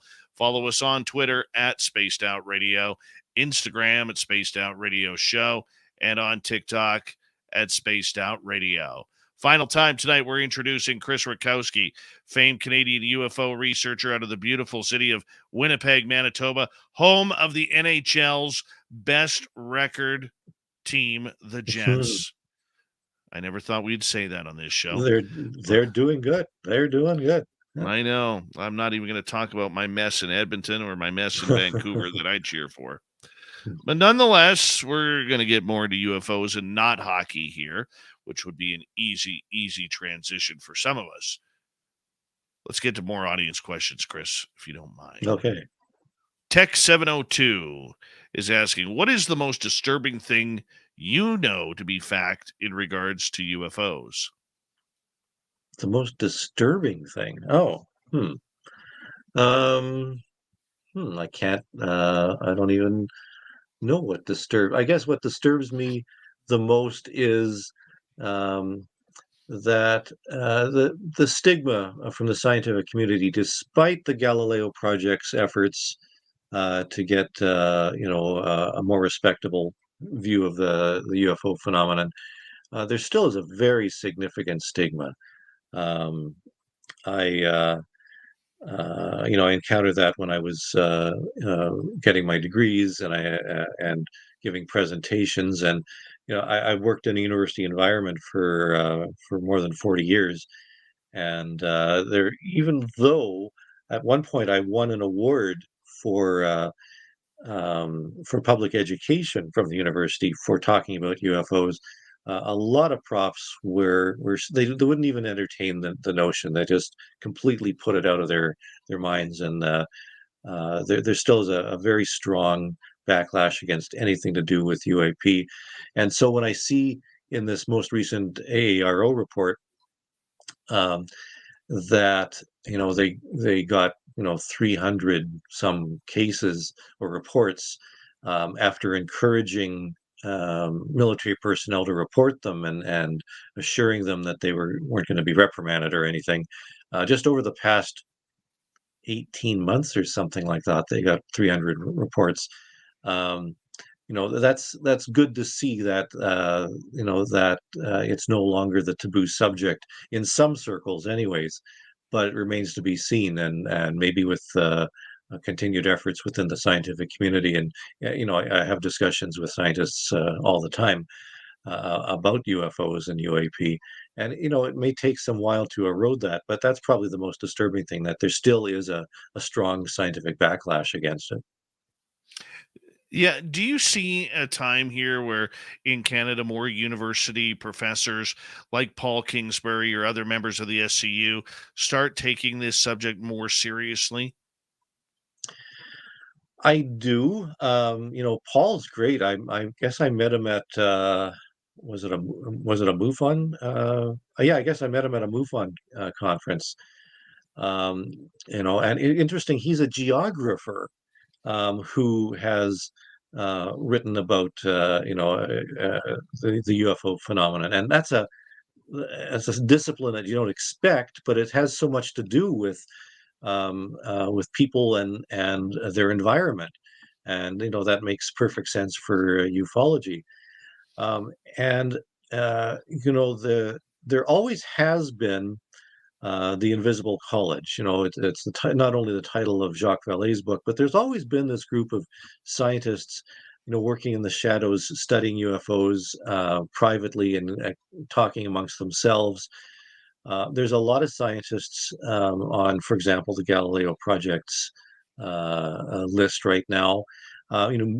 Organizations like MUFON and NICAP have always had scientists involved, but um, there's always been some level of science. I mean, every year and I think I made a post about this as well, that there are dozens of doctoral and master's theses and dissertations about UFOs all around the world that are published by grad students and postdocs, encouraged and assisted by their advisors. So there's science going on all the time, and one of the posts that I prepared last year, I think, or the year before, I made a list of scientific scholarly journal articles that have been published about UFOs, and the list is hundreds long. It didn't start with Avi Loeb. It didn't start with Jacques Vallée. There's always been scientific articles published about UFOs. Even the New York Times, it didn't start taking UFOs seriously with Leslie Kean. There have been serious articles in the New York Times going back decades and decades. So there's always been that. People just don't realize how much of an interest there really is. I have published UFO articles in scholarly, scientific, peer-reviewed journals, um, and one of the few who have done that, and peer-reviewed by scientists and accepted by scientists. But you don't hear about those. Michael Persinger, who was a scientist at Laurentian University for many, many years, he published more than 100 articles in peer-reviewed scholarly journals about UFOs. So there's always been that going on, but it's never really been realized by most of the scientific community, and certainly not by most of the UFO community. Um, so are we going to see more? Yes, we're going to see more of this. But I think we have to take a look what's been done. We're standing on the shoulders of some giants, I think. Very true. Very true. Let's get to more audience questions here. Let's go to Garen. There was a case of the landed UFOs in Langenburg, Saskatchewan, 1974. The Royal Canadian Mounted Police investigated, and apparently the U.S. military and Canadian military did show up. Are you familiar with this case, Chris? I mentioned this one just a few minutes ago. Langenberg, the fellow who had seen these silver bowl-shaped things take off, heavily investigated by the RCMP, and we have the documentation on that. I don't think the military investigated that I'm aware of. They might have peripherally, but most investigation was taken by the RCMP. Fascinating case. Left, as I mentioned, these swirl marks in the field. And it really set the tone. 74 was a pretty decent year in terms of UFOs, and that predated crop circles. Very true. All right, let's go to another question here. And It's from Tech 702. Why does there seem to be no good encounters since 4K cameras existed? Great question. And the reason is because cell phones are not designed to take photos of the night sky. One of the biggest issues that we have in producing the Canadian UFO survey every year is that, we're up to around a quarter to a third, if not more, of all reports have UFO photos and videos. But if someone sees a light in the sky that's moving strangely, and you take a cell phone photo of it, you get a black image, maybe a little pinpoint, and that's about it. So you have a 4K image of a tiny pinpoint in the sky, which is pretty useless.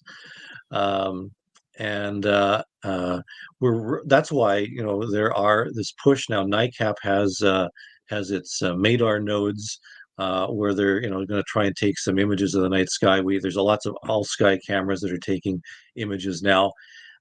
So we're going to be getting better resolution as we progress.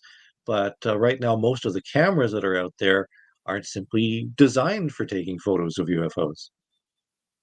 Well, there you go. Let's move on to another question. Tony in the UK is asking, how on earth did this case not come into the limelight and the Congress report? I'm assuming he's talking about Falcon Lake and Shag Harbor. I don't know why it didn't come into the limelight. It was all over the media. American media covered it at the time as well.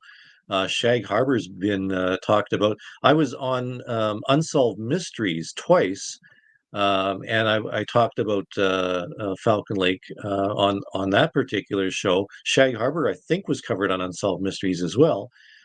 So I don't know why it hasn't, and why hasn't Congress included it? Well, Congress is only interested in current stuff. In fact, there's a big debate now as to why the congressional stuff isn't going to be taking into consideration historical cases. There's some talk about them including historical cases, but until we see the data, we're not sure whether it's going to be done as well. Curiously, there was a congressional report in 1968, but Falcon Lake and Shag Harbor were kind of just too late to get involved in that. President Ford, before he was president in 1966, lobbied to have a congressional investigation into UFOs, and he was successful. There was a congressional investigation in 1968, oddly enough, and then Blue Book finished in 1969. So we're hoping that whatever congressional investigation comes out of what's happening now doesn't kill the UFO field completely again, too. True enough. That is one of the fears that we have. Follow up from Tony. Why do you think the Canadian government are so coy about UFOs? Well, I mentioned, part of the problem is that it's NAV Canada, which is a private body, not the Canadian government, that you can't, get access to information requests through. That seems to be the gateholder for UFOs. And they're certainly coy. And I think because of that, the Canadian government simply doesn't have enough information. They don't have enough personnel. They don't have the ability right now to handle it. In fact, Daniel Otis found a document that said, I think it was last year, the year before, that the even just handling the access to information requests have overwhelmed the Library and Archives Canada and National Defence in dealing with all the requests that are coming in. They simply don't have enough personnel. They don't have the capability of dealing with it. So I suspect that Canadian government is coy because they really don't have the resources to deal with the UFO phenomenon. All right. Let's go to Doug Shelby in Missouri. Our governments both cannot discuss or even acknowledge UFOs because then they have to share the technology with the world. What's your thoughts of this? Well, it's hard to say whether they have the technology at all. There are discussions regarding UFOs and acknowledgement of UFOs. I mean, the UAP task force and now the WARO acknowledge UFOs. They come out and say that unidentified objects exist.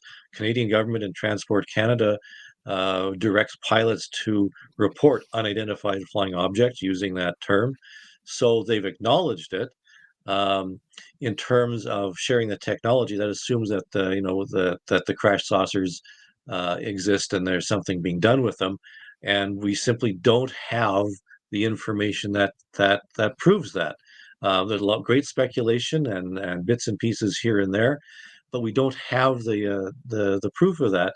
Maybe it exists. Maybe there's a nice Indiana Jones vault somewhere that has all the technology, but we don't have that. And it's a lot easier to lock it away in a vault and share it with the world. Final question from our audience tonight, from Stephen. Is there frequent sightings in Manitoba? Also, if you think that white shell is still being used. I'm not sure what white shell is. Well, White Shell is the White Shell Nuclear Research Facility, where the nuclear bits and from the crashed Cosmos 954 and the Falcon Lake material was sent. It's largely closed down, and they're archiving some of the materials there. So the nuclear research facility itself is largely closed down. Are there UFO reports in Manitoba? That's one specific province in the country of Canada. And I would say stay tuned, because I'm working on one of the things I've been doing since 1989 is producing the annual Canadian UFO survey, which looks at all the UFO reports that were filed in one country, in Canada, in a year. And over the years, it's fluctuated. It's gone up and down. At the first year of the pandemic in 2020, there was a large increase, and then it dropped off a little bit, quite significantly. Canada has had somewhere in the neighborhood of 750 to 1,000 UFO reports filed every year, and but it's across the entire country. And so different provinces have different amounts. It's related to population. I can tell you that we still continue to get reports from Manitoba, as we do from British Columbia, Alberta, Nova Scotia, and Ontario and Quebec. In fact, we had more from Quebec last year than we've had in some time. So the numbers are out there. They haven't stopped. UFO reports continue to be filed, not just through government agencies. Transport Canada had quite a few UFO reports last year, but also with civilian groups like UFO BC. Certainly, MUFON, NUFORC, and other groups have had their share of Canadian UFO reports. They're still out there. They're still being seen. They're still being reported. All right, let's get to Doug here. I'll throw in one more. Does Canada have or plan to have a space force? What exactly is the main task of such? I think our military just doesn't have the budget to do that. But we do have a Canadian Space Agency. Yeah, the Canadian Space Agency, certainly. I mean, we're going to see a Canadian astronaut go to the moon in coming years. That's kind of a space force.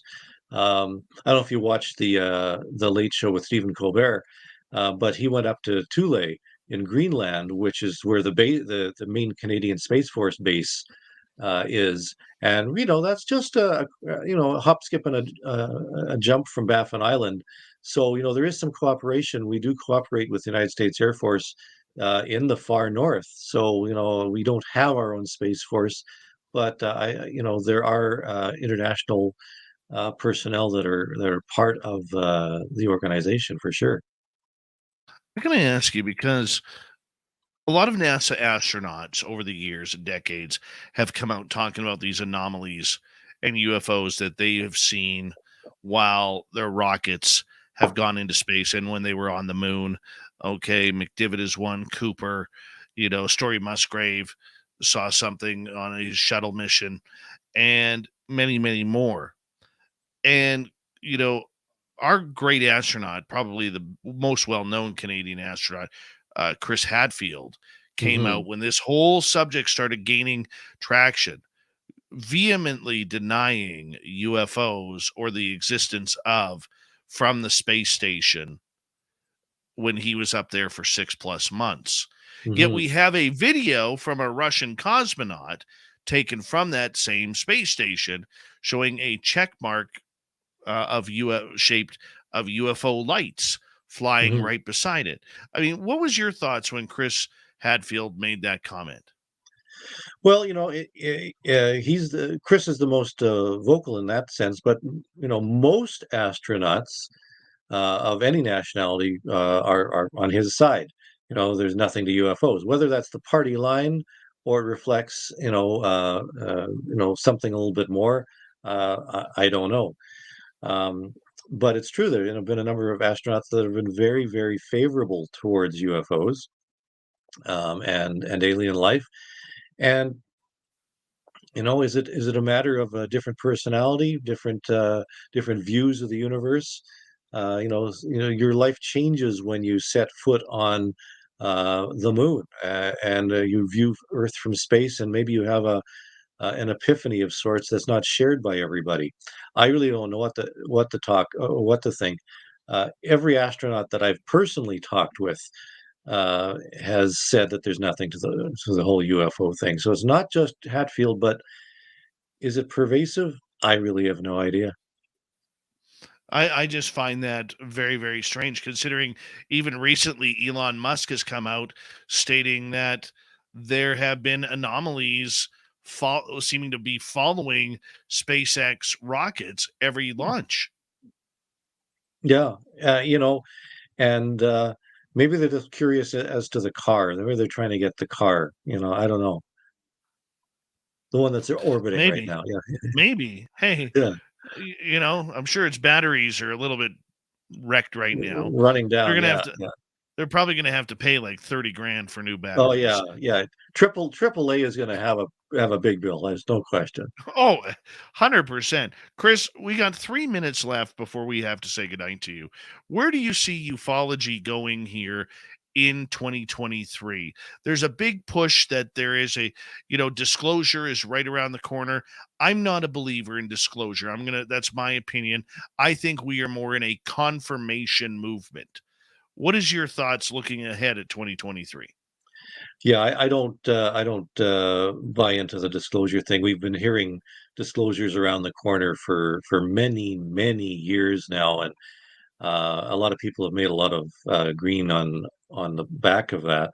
Um, I think you're right. I think it's probably going to be more confirmation. I think as more scientists get on board with various aspects of ufology, as we hear more from the AARO and the various task forces, and maybe we will get a congressional investigation.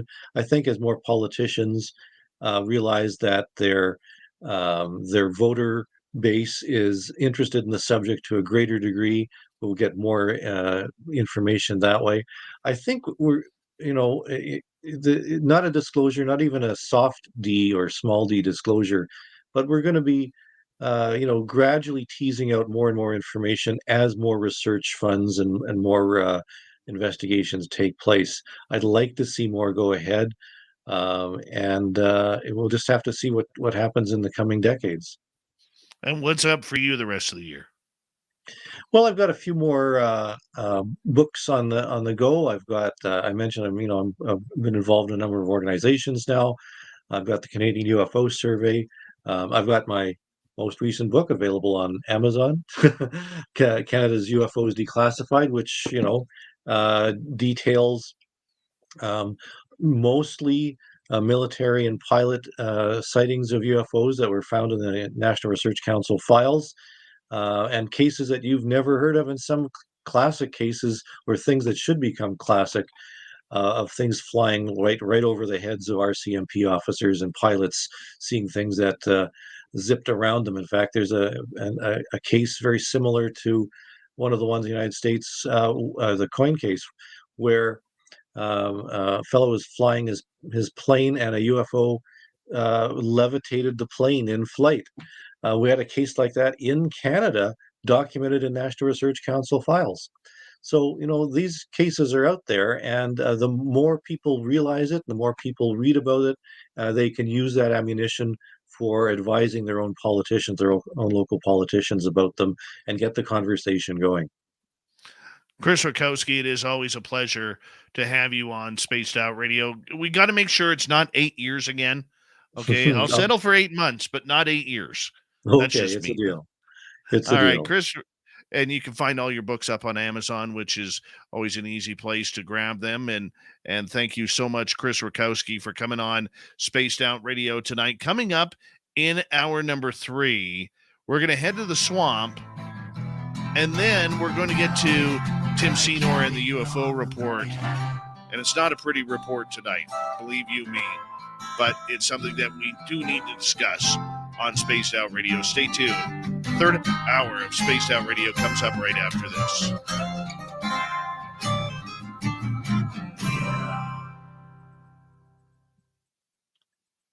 Appreciate that so much, Chris. Thank you very much, man. No problem. Thanks for having me on. All right, we'll talk soon. Okay, thanks. Bye-bye. Chris Rutkowski, everybody. I'm just going to quickly step away here, and I'll be back in a couple of seconds. And Evan Walters, you've already pissed me off for tonight, just so you know. And I haven't figured out why yet, but I promise you I will come up with something, because that's what I'm good at. I'll be right back, guys.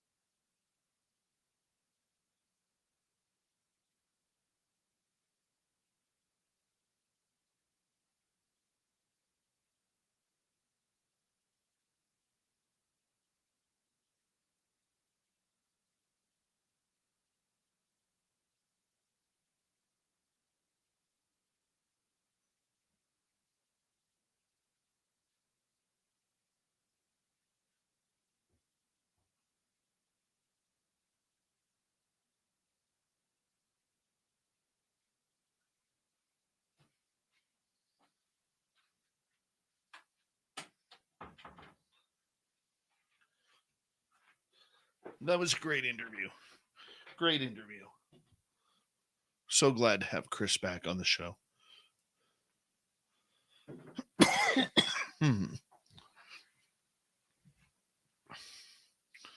All right.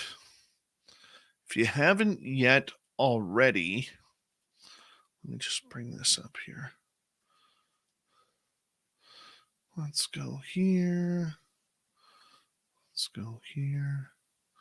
If you haven't yet already, make sure you sign up for, I'm putting the link in here right now, for our Facebook event for Las Vegas. We want to see all of you down there. You guys are going to have a great lineup of people to chat with and hang out with at our second annual fan party. And where is it here? If you go to the discussion page. All right, here's who we have coming so far. We got Merle, Jürgen Hess, and Damien J. from the Hoodoo Tall documentaries, Carter Bouchard, Nate Rudd, Corey Rudd, Varla Ventura, Bigfoot Rob, Brian Bowden, and the Crypto Guru for talking cryptids.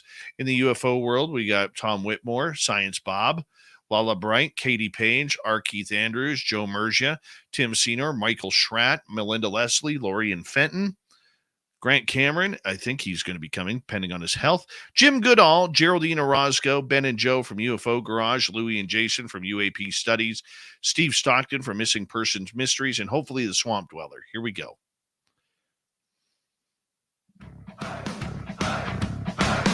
Would you like to connect with us? Head to spacedoutradio.com for all your latest show info. Now, back to Dave Scott and SOR. Third and final hour of Spaced Out Radio is now underway.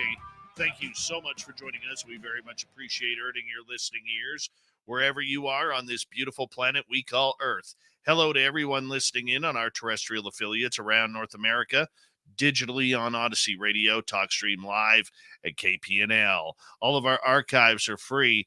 Join us at youtube.com/Spaced Out Radio. Do old Davey the favor.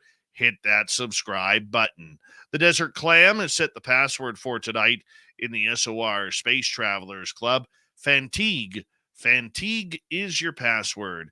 Use it wisely, Space Travelers, as the Clam sets a password each and every night right here on Spaced Out Radio. Our website is spacedoutradio.com. We have a plethora of features for you. Rock out to Bumblefoot, read the Newswire, check out our swag as well. Follow us on Twitter at Spaced Out Radio, Instagram at Spaced Out Radio Show, and on TikTok at Spaced Out Radio. It is time once again where we head to the swamp. Our resident swamp dweller takes us on another spooky journey. Hi, Spaced Out Radio listeners. This is Swamp Dweller. It's time for your nightly dose of spookiness on the show. If you have an interesting encounter or a spooky story that you would like to share, be sure to submit them in at swampdweller.net. You can also find our YouTube channel at youtube.com/swampdwellerreads. Now, let's chill out, relax, and together, let's enter the swamp. Hey, Swamp Dweller. My name is Pam, and I'm from North Mississippi. I have a paranormal story to share for you. It's not the most scary, but it's actually kind of creepy. Sometimes, though, when I think back on it, it gives me a good laugh. Anyway, I used to live beside an old cemetery when I was a child. Some of these graves were from the 1800s, and they were pretty cool. My house was across the street from the cemetery, and my family and I experienced many events during the 12 years we lived there. We witnessed a large orange gaseous ball roll out of the cemetery gates and down the street before dissipating. We did learn that many people would see these strange gases rising from the cemetery. It was scary and weird. Also, when returning from dates, my sister would frequently see a man standing beside our house. But when my father would go out and check, there would never be anyone there, and there was never any sort of footsteps or any sign that somebody had been standing or walking around the house at all. There were also many nights the garage door would shake and rattle to the point that it seemed whoever was trying to get into the house would rip the door off the hinges. Again, my dad would go outside and never see a thing. He'd even try slipping around the back of the house in complete darkness, being super quiet to try to sneak up on anybody who may be there. But when my dad would enter the garage, it would go entirely quiet, and there was never a single soul around. Every night my mom would lay my clothes out for school, but occasionally I'd have one shoe missing. Everything would be precise as my mother left it the night before, except for that one shoe. We would always find it in the most strange of places. We knew none of us would put it in those areas because most of the time none of us could even reach it. But let me get to the funny story, I guess. First, I have to give you a bit of setup. My mom and dad had some great friends who had kids the same age as my sister and me. All their kids had children around our ages, so my dad fixed us a playroom in the basement with all kinds of fun stuff for us kids to do. So one night, while our parents were in the kitchen playing cards, 4 of us kids were in the basement watching TV, playing on the racetrack or something. This was around 1970, so we didn't have video games, so watching TV or listening to the records was the main activity. It was common knowledge that weird things happened in our house, and we kids were sitting around talking about it. The oldest of the kids was a boy. I'll call him D. D was probably around 15 or 16 years old, and he was the group leader. He was the oldest, and he was the only boy. His sister Mayla, who was 14, was there. My sister, who was 13, and myself, who was 8, were telling some of the strange things that had gone on around the house when we all began to hear knocking outside. It sounded like someone was forcefully knocking on the screen door that went into the basement from outside. We told my dad, and he checked it out, and you guessed it, nothing. So D, being the big bad boy of our group, flopped down in the chair and stated that he was not scared. He said that he didn't believe in ghosts. He then uttered taunting words as if he was speaking to a spirit. But what he said wasn't very nice. I can't recall his exact words, but I remember his sister saying that he'd better hope there's no ghost after all what he said. He then stated that he still would not be scared if someone flung open the door right now. Well, guess what happened? About 2 seconds after, both the basement door and the door to the house flung open at the same time. Now, the screen door pulled out and the wood door pushed in, so there had to be 2 opposite motions for this to happen, and they were both locked. For them to fly open with such force just didn't make any sense. The force was so great both doors nearly came off the hinges.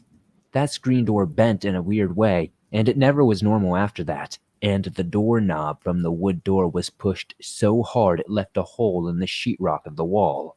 So now, there were 4 of us kids, 3 girls ages 8 to 15 and 1 boy, 16. Big strong D knocked all 3 of us out of his way, running out of that room. He was so terrified that he shoved me, my sister, and his sister into a wall to get by us as we all jumped up and ran to our parents. When I got to my dad, D was in his mother's lap, and D was a big old Mississippi boy. That boy, who wasn't scared of ghosts, crawled into his mother's lap quickly after those doors slammed open. We never really figured out what happened, but D never again said he didn't believe and never again taunted ghosts. I don't know what was wrong with that house. I have to assume living next to a cemetery caused a lot of weird energy to go down. And we say thank you to the Swamp Dweller for coming on in once again as he joins us every Monday through Friday night to kick off hour number 3 of Spaced Out Radio. You can hear thousands of stories just like that while checking out his YouTube channel. I highly suggest you hit subscribe on that as well. Very good entertainment. So make sure you do support the Swamp Dweller just like we do. From the swamp to the stars, it's time to head to Little Timmy Senor and the UFO Report. Nobody's gonna know. They're gonna know.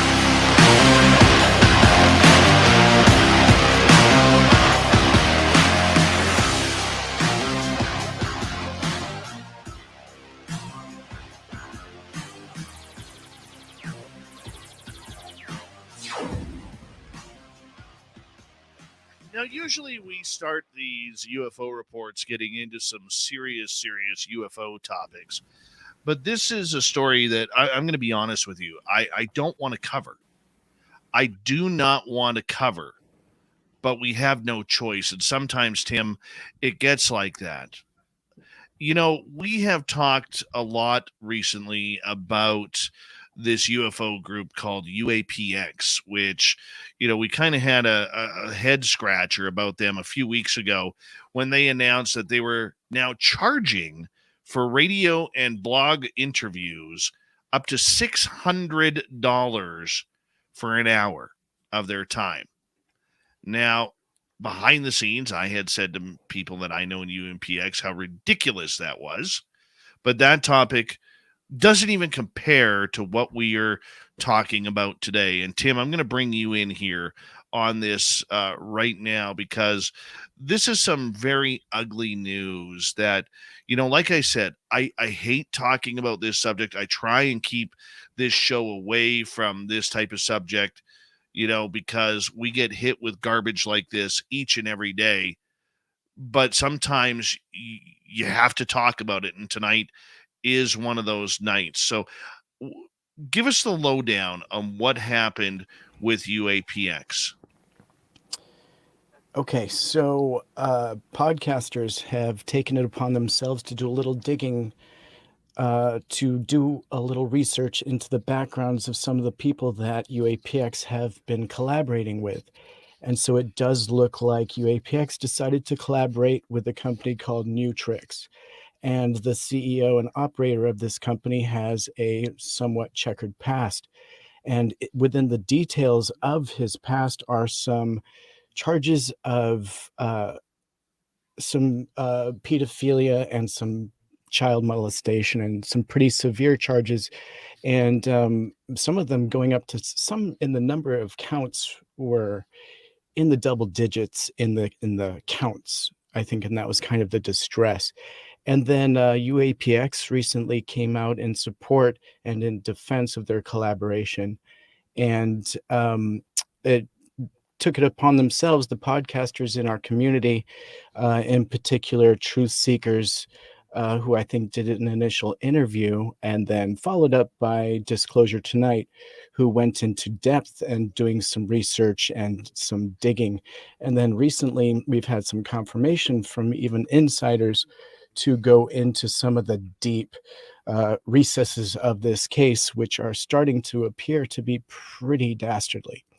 And so without getting into too much detail of that, I think the big focus is that UAPX definitely came out in defense of this individual, claiming that they like to support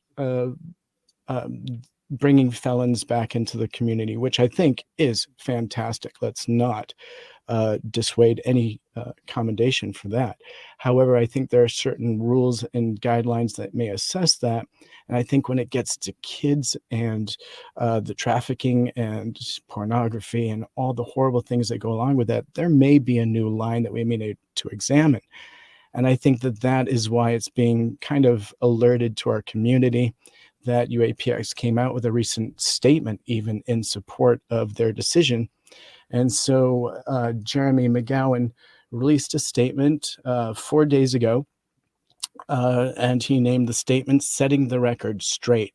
And so I'll just read that here briefly. So here in the United States, we society has, and so there may be some grammatical errors, and I'm just going to read it word for word. So here in the United States, we society has seen an extreme increase in both arrests and felony sentencing for our population.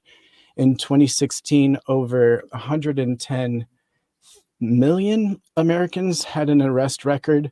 That is over twice as many as in 1997. Roughly 2/5 of the US adult population is considered a felon. UAPX Inc. knows it is extremely important to understand that each of those individuals has their own stories.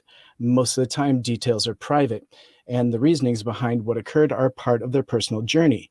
We may never be able to understand them. However, it is important to consider that these people seek to make amends and work towards a second chance at life. UAPX holds the ideals that the ex-convicts will still add value to society, given that they now are making efforts to change for the better and are getting their life back on track. Our justice system provides an avenue for citizens to receive punishments for crimes they committed and then return them to society after having paid the price by law and serving their time in prison through the judicial means. And so Would you like me to continue on word for word? Yeah, do it.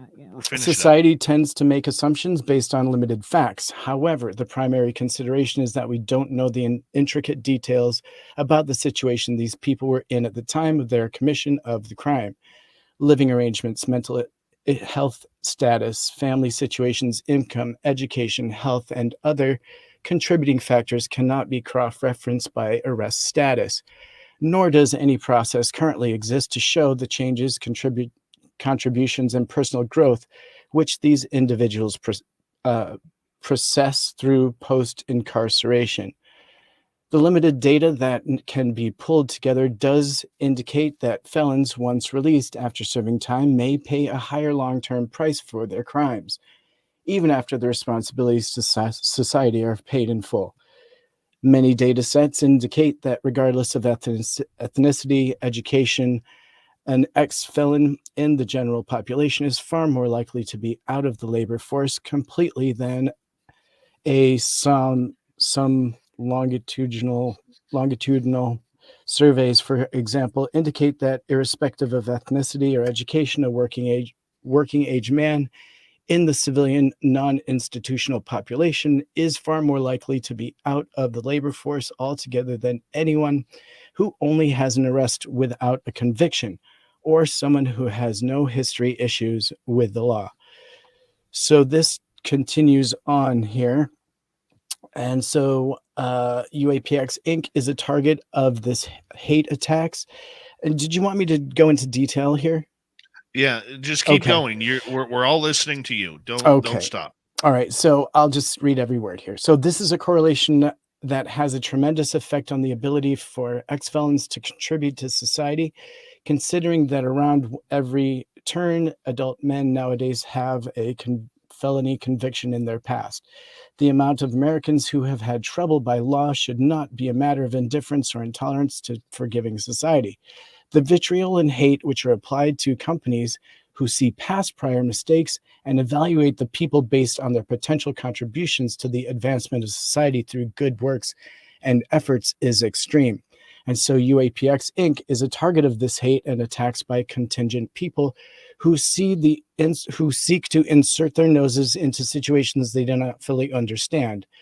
This is shameful and an affront to the ideals of forgiveness. The attacks are a method to achieve a destruction on both an individual as well as to separate two companies. They are heinous, disingenuous, designed to hurt, and come from the outside without the benefit of forethought or the understanding of any details. And so continuing here, take a step back and ask why these people are attacking UAPX for having a loss association with a company who maintains a CEO with a criminal past, especially when considering the punishment for the past was served and the individual is a contributing member of society, engineering, advanced robotics, and the artificial intelligence applications. The most likely answer is that some of the people having a long history of issues with specific UAPX personnel are simply attempting to direct their efforts towards disruption, creation of a mob mentality, and the channeling of a cancel culture. So along with UAPX, along with companies such as Uber, participates in the United States government for Fair Chance Pledge, a program initiated back by President Barack Obama, which states that the heart of America is a nation of second chances. That's why the White House is calling on businesses and higher education institutions to invest their communities and eliminate unnecessary hiring barriers for individuals with criminal past.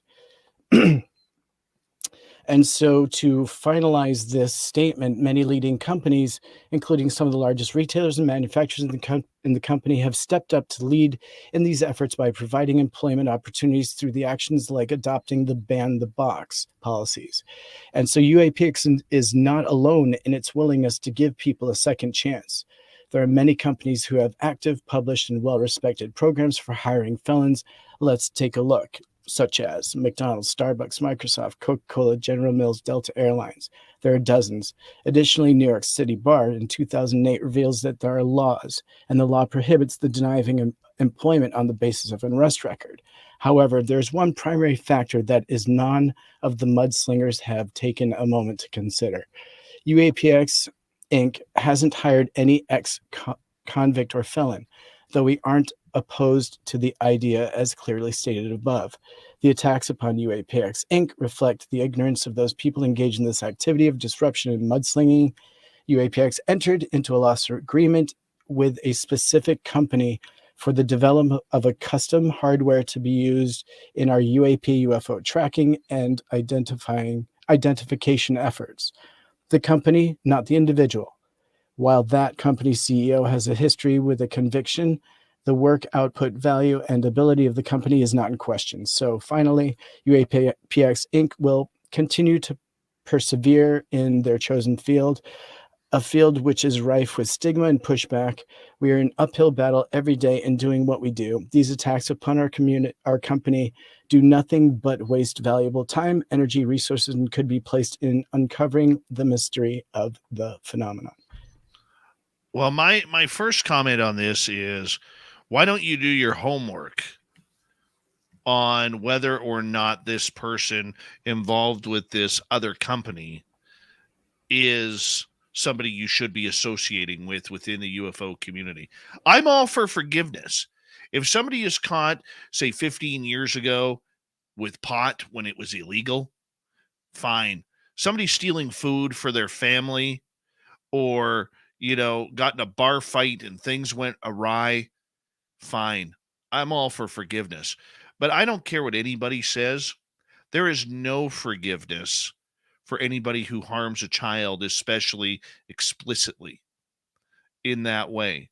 Now, the person we are talking about here, and I'm going to name him, okay, is a gentleman named Michael Joseph Berry, who is a tier 3 level criminal.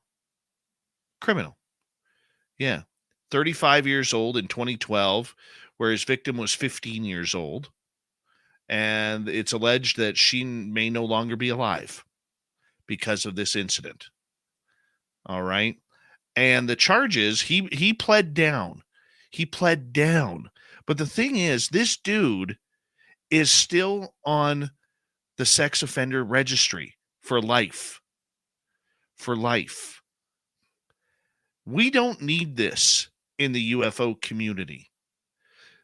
All right? There are enough children traumatized every day in this world that we don't need this in our community.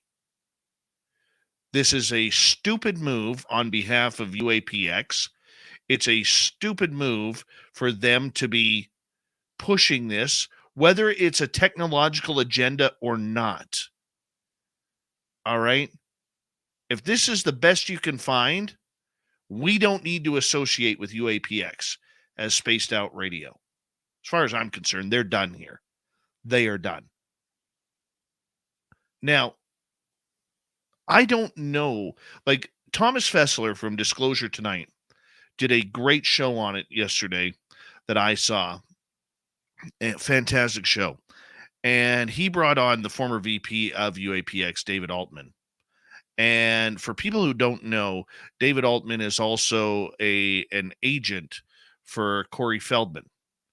And Corey Feldman, David was in tears because his best friend, Corey Feldman, has gone through this, through Hollywood and the sickness that is there regarding the sexual exploitation of young people and minors. Dave was in tears last night. Absolute tears. This isn't a revenge thing. That's what I got from that whole report that Jeremy McGowan was stating, is that this is revenge on people who don't like UAPX, that they're firing back. How blind do you have to be to think that bringing a criminal, and I'm using my words wisely because of our terrestrial radio stations and our YouTube channel, when you bring a criminal into the fold of something of that stature, it's disgusting. And the worst part about it is it reflects on the entire community that we allow this type of person to resurrect themselves within ufology. And all it takes is one. We're going to continue with this when we return on Spaced Out Radio. I have to say a lot more about this, and I'm sure you do too as well, Tim. Yeah, it's UFO Report, little Timmy Senor, our resident Timbit. We continue with this ugly UFO news when we return on the mighty SOR.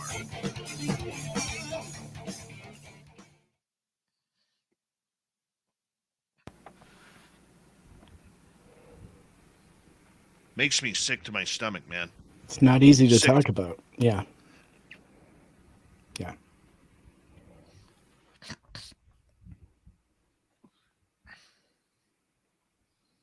Yeah. Has to be, though. And, you know, just Dave Altman, you know, congratulations on being the strongest person I've ever met for coming out and being strong on this, you know, because that took a lot to come forward and talk on Thomas's show. But it had to be, you know, and for other people that are looking for more information, I think, you know, the guy called in to Truth Seekers on Twitch. If you want to hear him actually try to defend himself. But the fact of the matter is that more information is coming out from absolutely reliable sources that there's no coming back from. And yeah. I agree. And, you know, I'm grinding my teeth here. Right. Yeah, no, and me too. And I'm hoping, and I'm pretty sure that since UAPX and SCU work so closely together, we'll get something, you know, a statement from them too, I would hope. And, you know, something just along those lines, just where they're positioned, because, you know, I'm sure the association must feel pretty sticky at this point. So everyone needs to be very clear on how they feel about that, because that's a big deal. It's a big deal. You know, some things you can get past and some things you can't. I mean, I understand that felons deserve a second chance there, you know, but if you're like, and also animal abuse is also in there for me, because that's pretty twisted as well, but nothing more so than, you know, hurting our children. There's no excuse.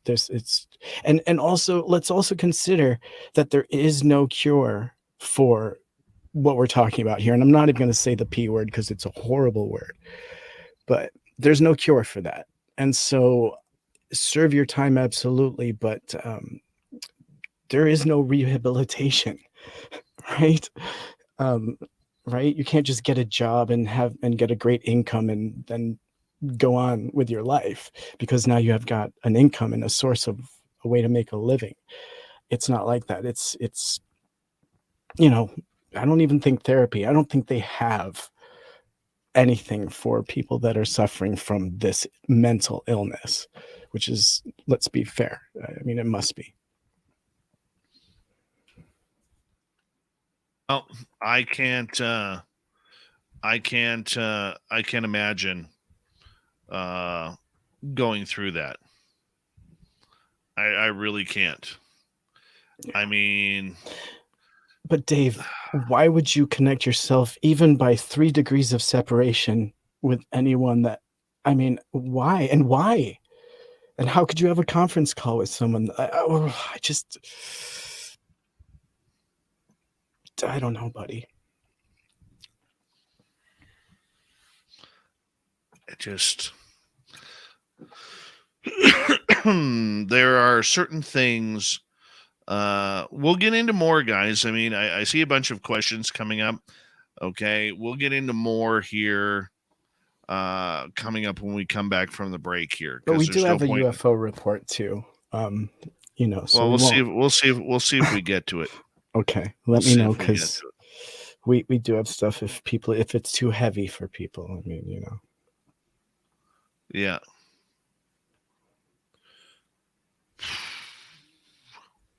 By the way, happier topics. At 1:59 p.m. tomorrow, my daughter turns 24. Whoa. Yeah, man. Wow. That's amazing, buddy. Congratulations to her. Where did time go? You know, she was 5 pounds, 13 ounces when she was born. She was 6 weeks early. And to see the beautiful young lady she's become now. Wow. How do you have a 24-year-old? That's the thing. You've got a baby face, especially with your new haircut. You look so young.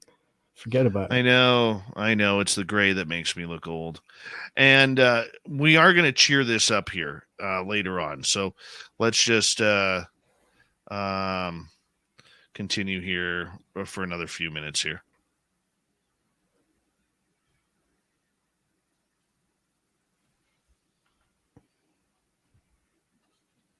Can't believe you made me read that. Here we go. Shh.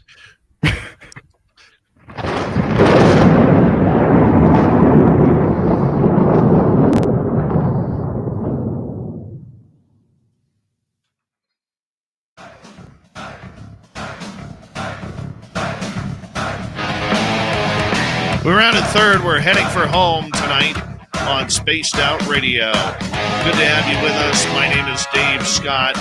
Very much appreciate earning your listening ears. Want to remind you that if you've been listening to this show and you've heard most of it, you can check out our free archives at youtube.com/spaced out radio. Do old Davey the favor, hit that subscribe button. Our website is spacedoutradio.com. We have a plethora of features for you. Rock out to Bumblefoot, read the Newswire, check out our swag as well. Follow us on Twitter at Spaced Out Radio, Instagram at Spaced Out Radio Show, and on TikTok at Spaced Out Radio. We bring in Tim Senor for the UFO Report.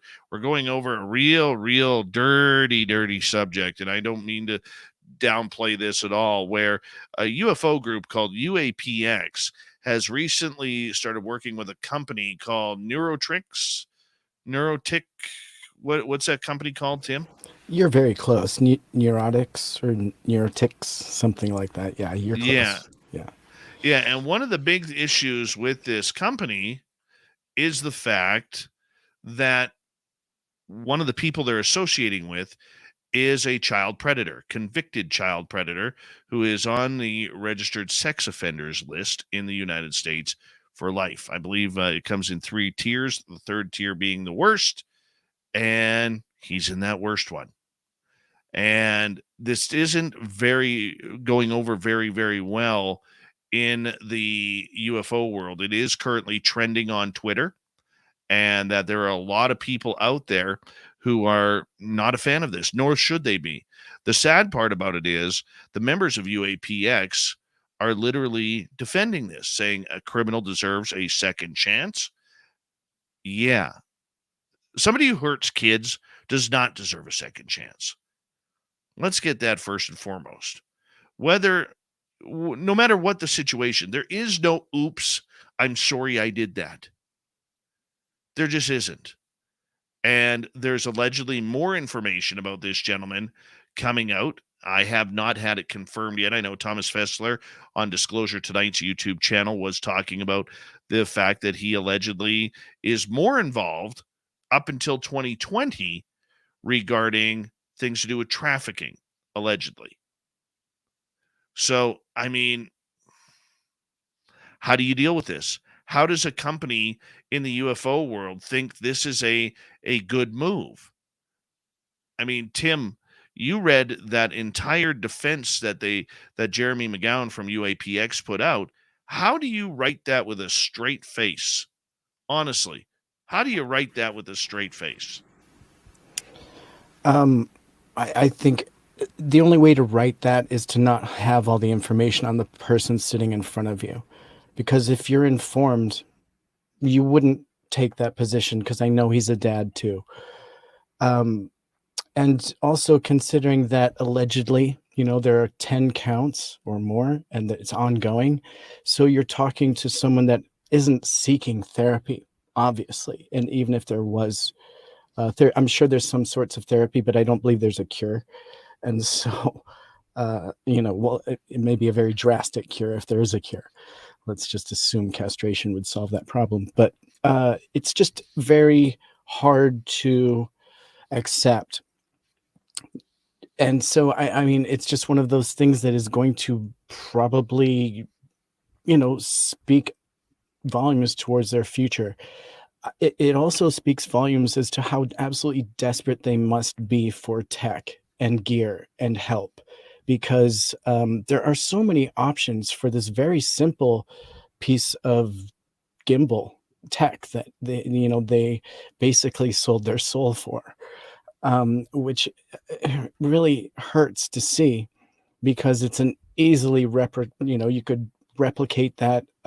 You could do a better design even. But it's just one of those things, if it's being donated, perhaps they're compelled to look past some shortcomings. I don't know. I haven't had any conversations. I can only assume by actions.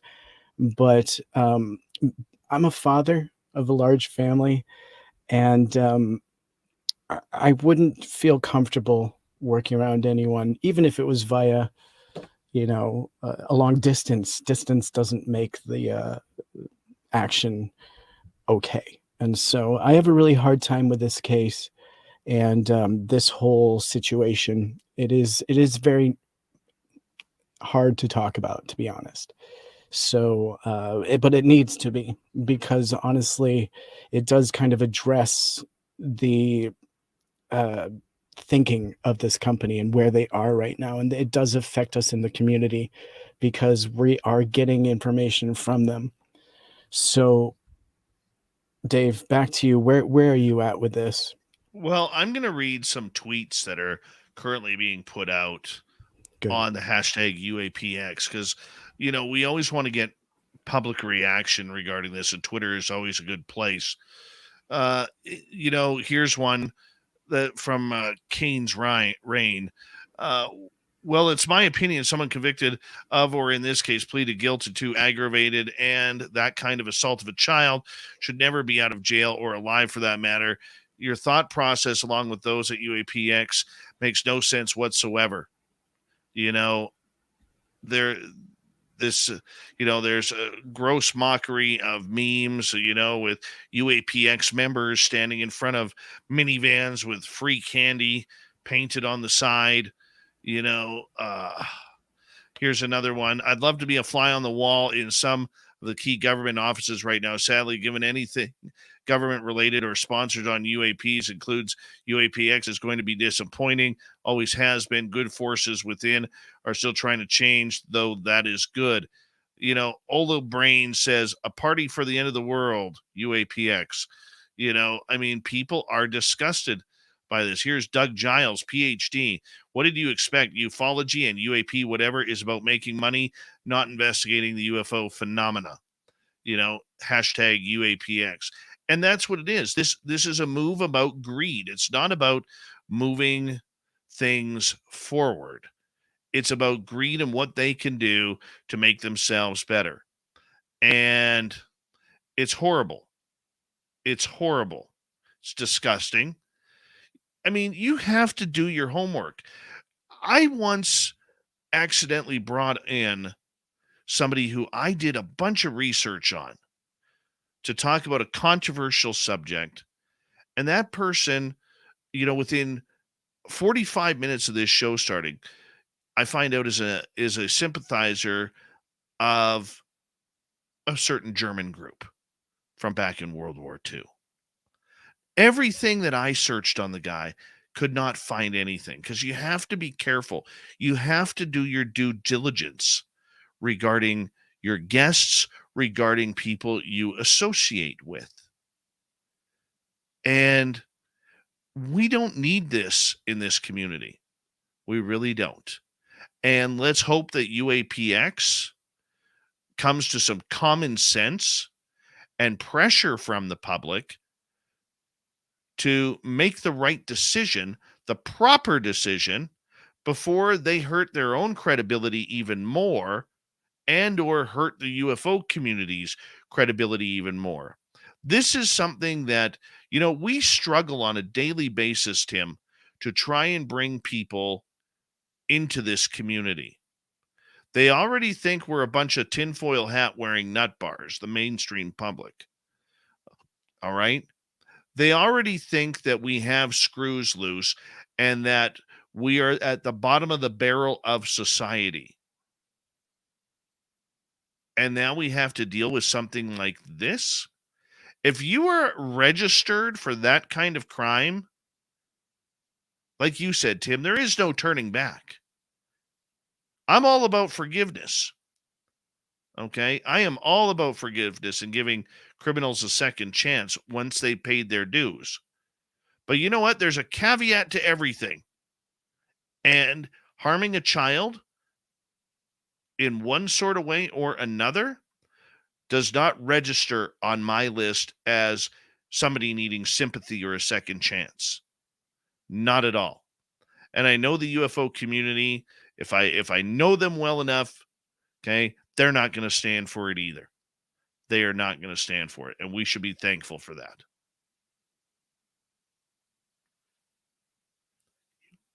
This is where you talk. Yeah, I wasn't sure if you wanted to go on to the next, but yeah. Well, we are going to, but in radio, it still works better when you talk. It does. Okay, bud. Well, you know what? I totally just kind of agree with you on this. It needs to be one of those things where hopefully the next few words we hear out of their mouth is that, oh, we didn't know. That would be great. Right. If they didn't have all the information before they decided to come out with this. Now, unfortunately, I think you and I both know that there's some pretty high rollers within some of these companies that probably have access to such things as records, so they probably do have all the information. And I don't believe that if UAPX was called in for anything to do with the government, that because of their ties to this person, whether he's a contractor or a friend or not, I don't think that they could associate with him and get an NDA. I think you may have a great point there. I'm not sure about that. I don't know how it works with that. I'm not in the government, but all right, let's move on here. Let's go, because I have a real important story to get to here later on here in the show. Okay.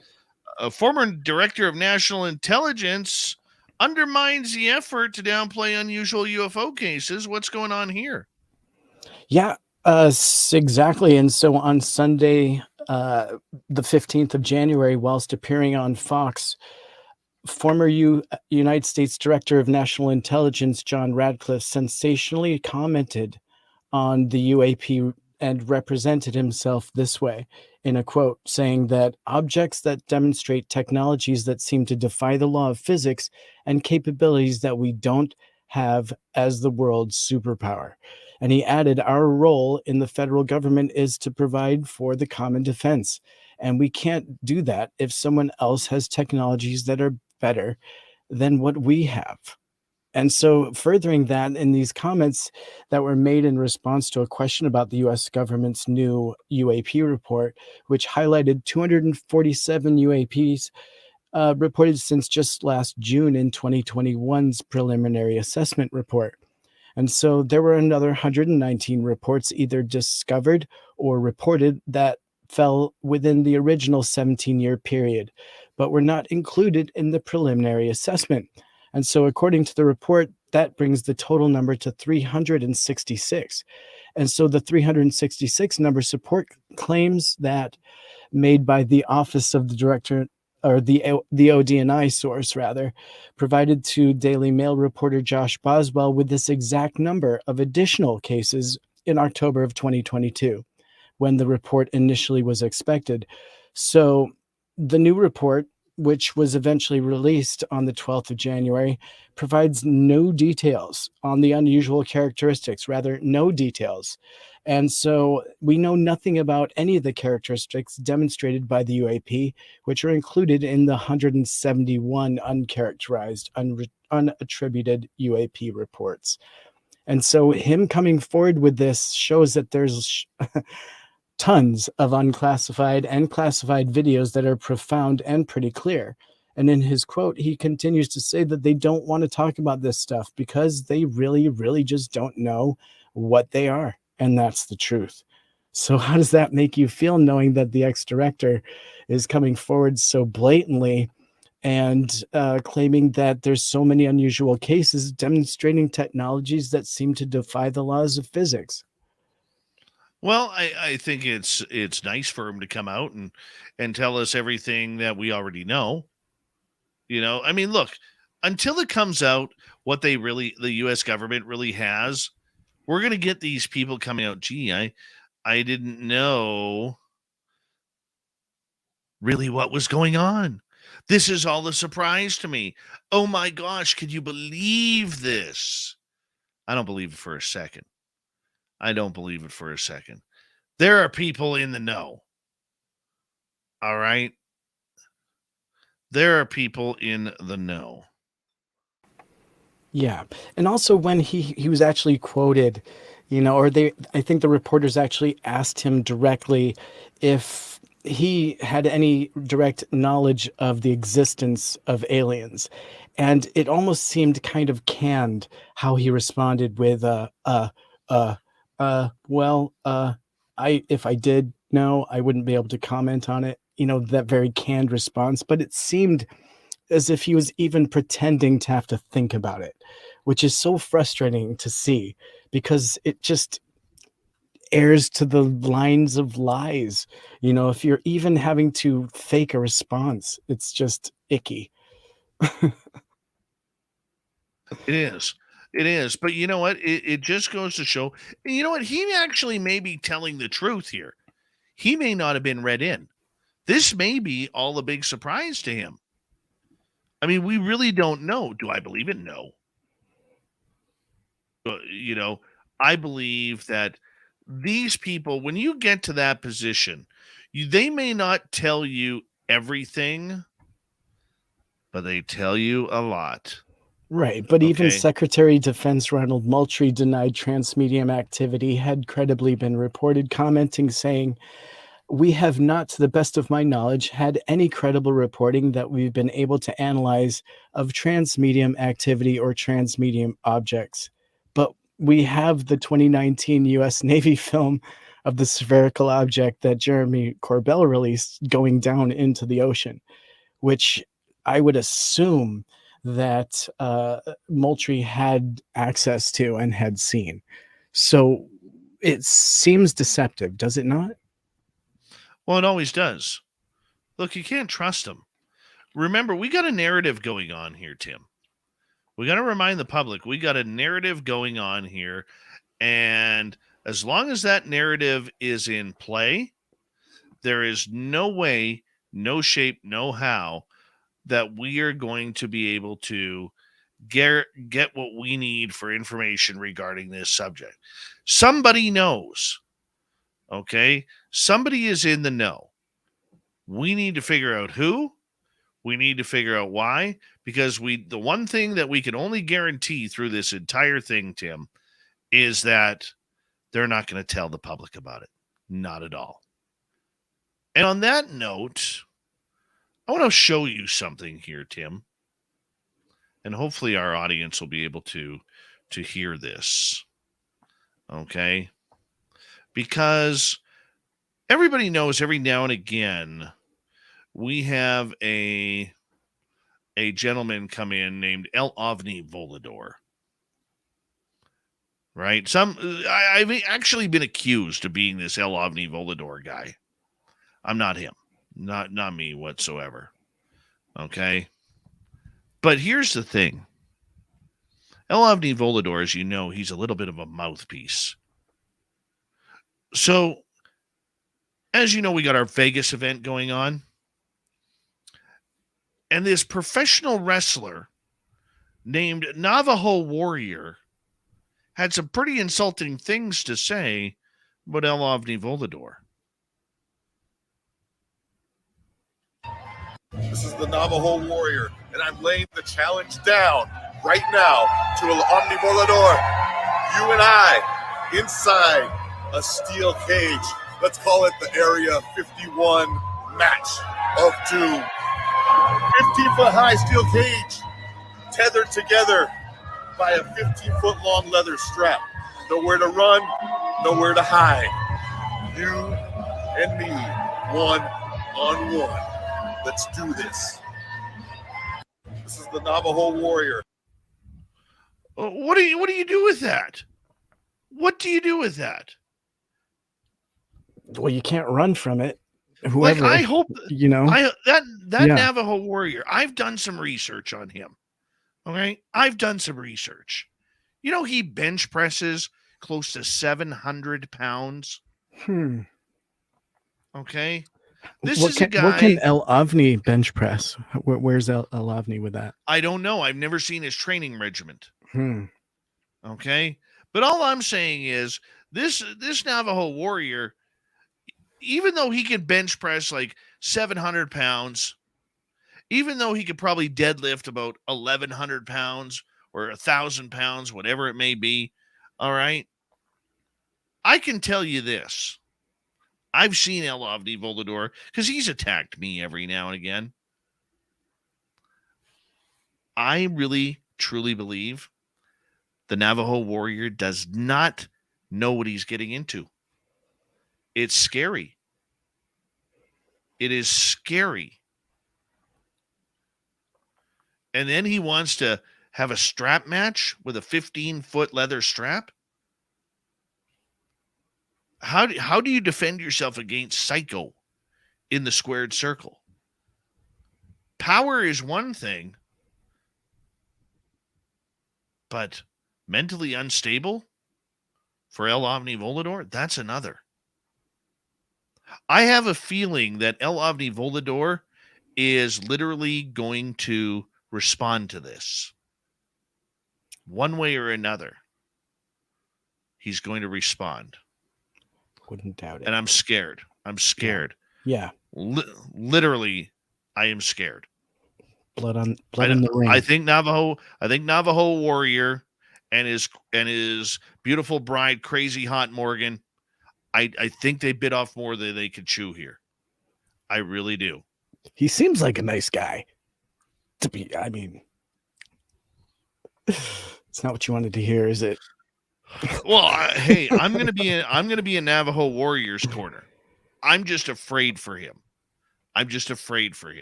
That's all. Yeah. He seems Tim, great. Thank you for a great UFO report. It's been fun. Really appreciate you. Thank you. Thank you to Swamp Dweller for coming on in, telling us a great story. And, of course, to Canadian UFO legend Chris Rutkowski for his great information on UFOs in the Great White North. We got Mr. Ron Bumblefoot Thaw rocking in the background with Little Brother is watching. Bumblefoot is the official music of Spaced Out Radio, rocking us in and out of every single show.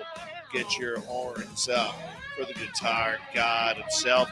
Special thanks to everybody listening in at home, at work, in your cars, wherever you may be. Thank you to everyone in our chat rooms tonight. YouTube, Twitch, LGAP, Facebook, Spreaker, the Space Travelers Club, LinkedIn, and on Twitter at hashtag Spaced Out Radio. Remember, this show is copyright by Spaced Out Radio and SOR Media Ventures Limited. Thank you so much for choosing to share your evening with us, because together, my friends, make a mistake. We're watching. We own the night. Mr. Bumblefoot, we need a favor. We need you to take us home.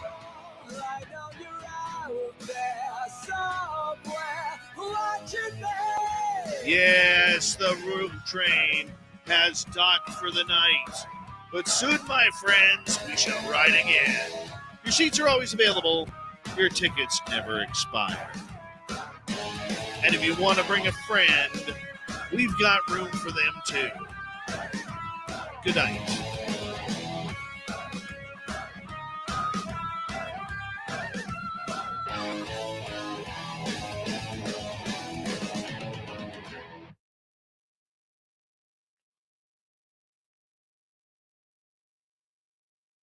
Hold on.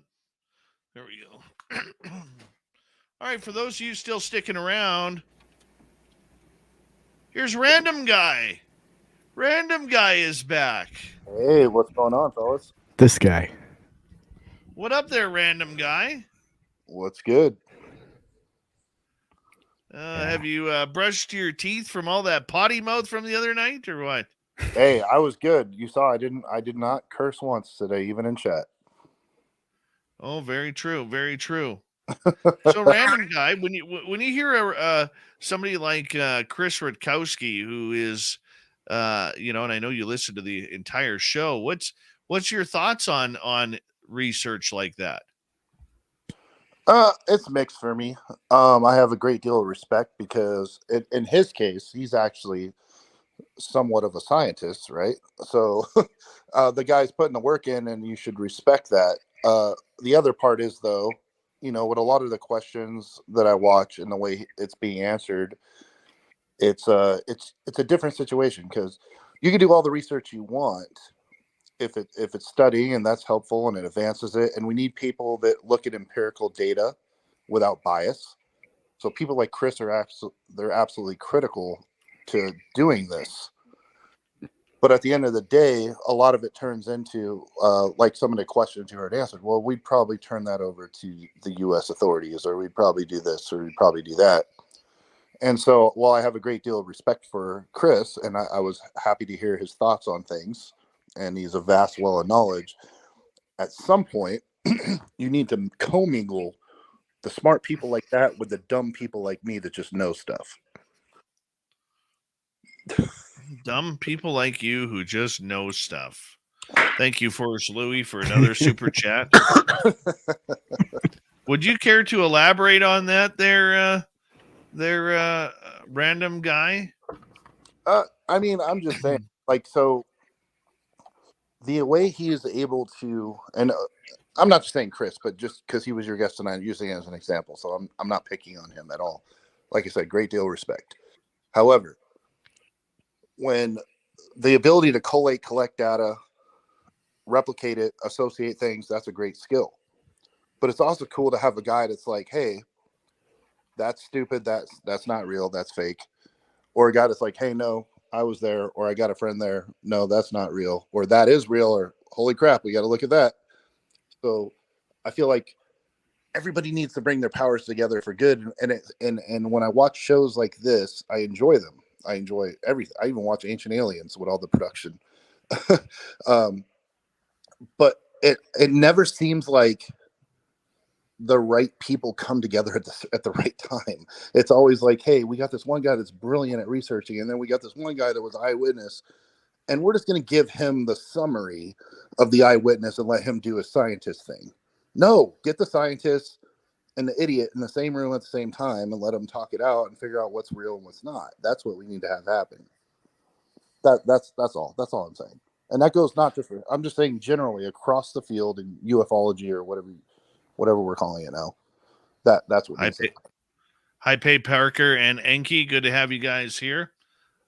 What do you want now? You're the type of guy who knows things and knows people. I think that's about as accurate as I can get with we'll you. Leave it at that. Yes, thank you. Okay. And for our audience, yes, Random Guy has been vetted by both Tim and myself, and we trust to have this conversation. I do have to say that. All right. But Random Guy, with the people and the information that you've been told over the years, yes, how does one know on what we can and cannot trust right in our skies? Well, what you need to do is find people that are vetted, right? You got to know the source, and then hopefully find people that have drinking problems. No, I'm just joking. No, the reality is this, though. You need to find somebody where their disposition is they don't have an agenda. So, and this goes for everybody. I'm not making any money. I'm not doing anything. I'm just a random guy.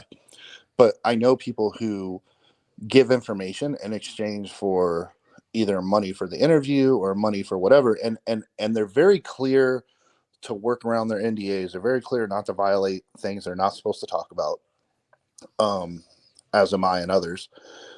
But I know going into it, they want that story to be as juicy as possible. And you two guys know me pretty well by now. What's the one thing I always do? I pretty much pee in the lemonade, right? Like I downplay everything. I am a pessimist. I am a skeptic. And that's and I can say that as somebody that believes there's something out there and knowledgeable about these things. But it's a healthy dose of finding the person that's simply motivated to continue the conversation. That doesn't want to be the front page. It doesn't want to make a documentary. Those are the people you want to talk to. Exactly. So, random guy, why have you decided, as we start to build who you are with the Spaced Out Radio listeners, because I know I'll be asked this, okay? So I'm just going to ask it. Why is it important for random guy to all of a sudden come out and start saying, whatever for people to be a little bit more vigilant, shall we say? Yeah. So my motivation is completely selfish.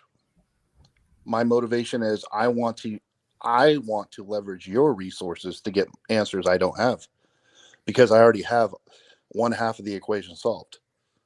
I want your information. I want your resources. I want your people to give me the rest of the equation so I can put it together selfishly, because it's driving me insane, and it's drove me insane since claims from my grandfather and others, people I know, and my own life. And so I'm able to take my experiences, the people I know, and be like, okay, look, there's something going on here, guys. Some of you are crazy as, all hell. That's absolutely certain. But that goes for everything. But there is enough truth here that I've witnessed, that other people's witnessed. There's something here. But let's stop doing all the waste of time stuff and get there. So my motivation is simply that I'm not young anymore. I'm not old, but who knows? Nothing's guaranteed.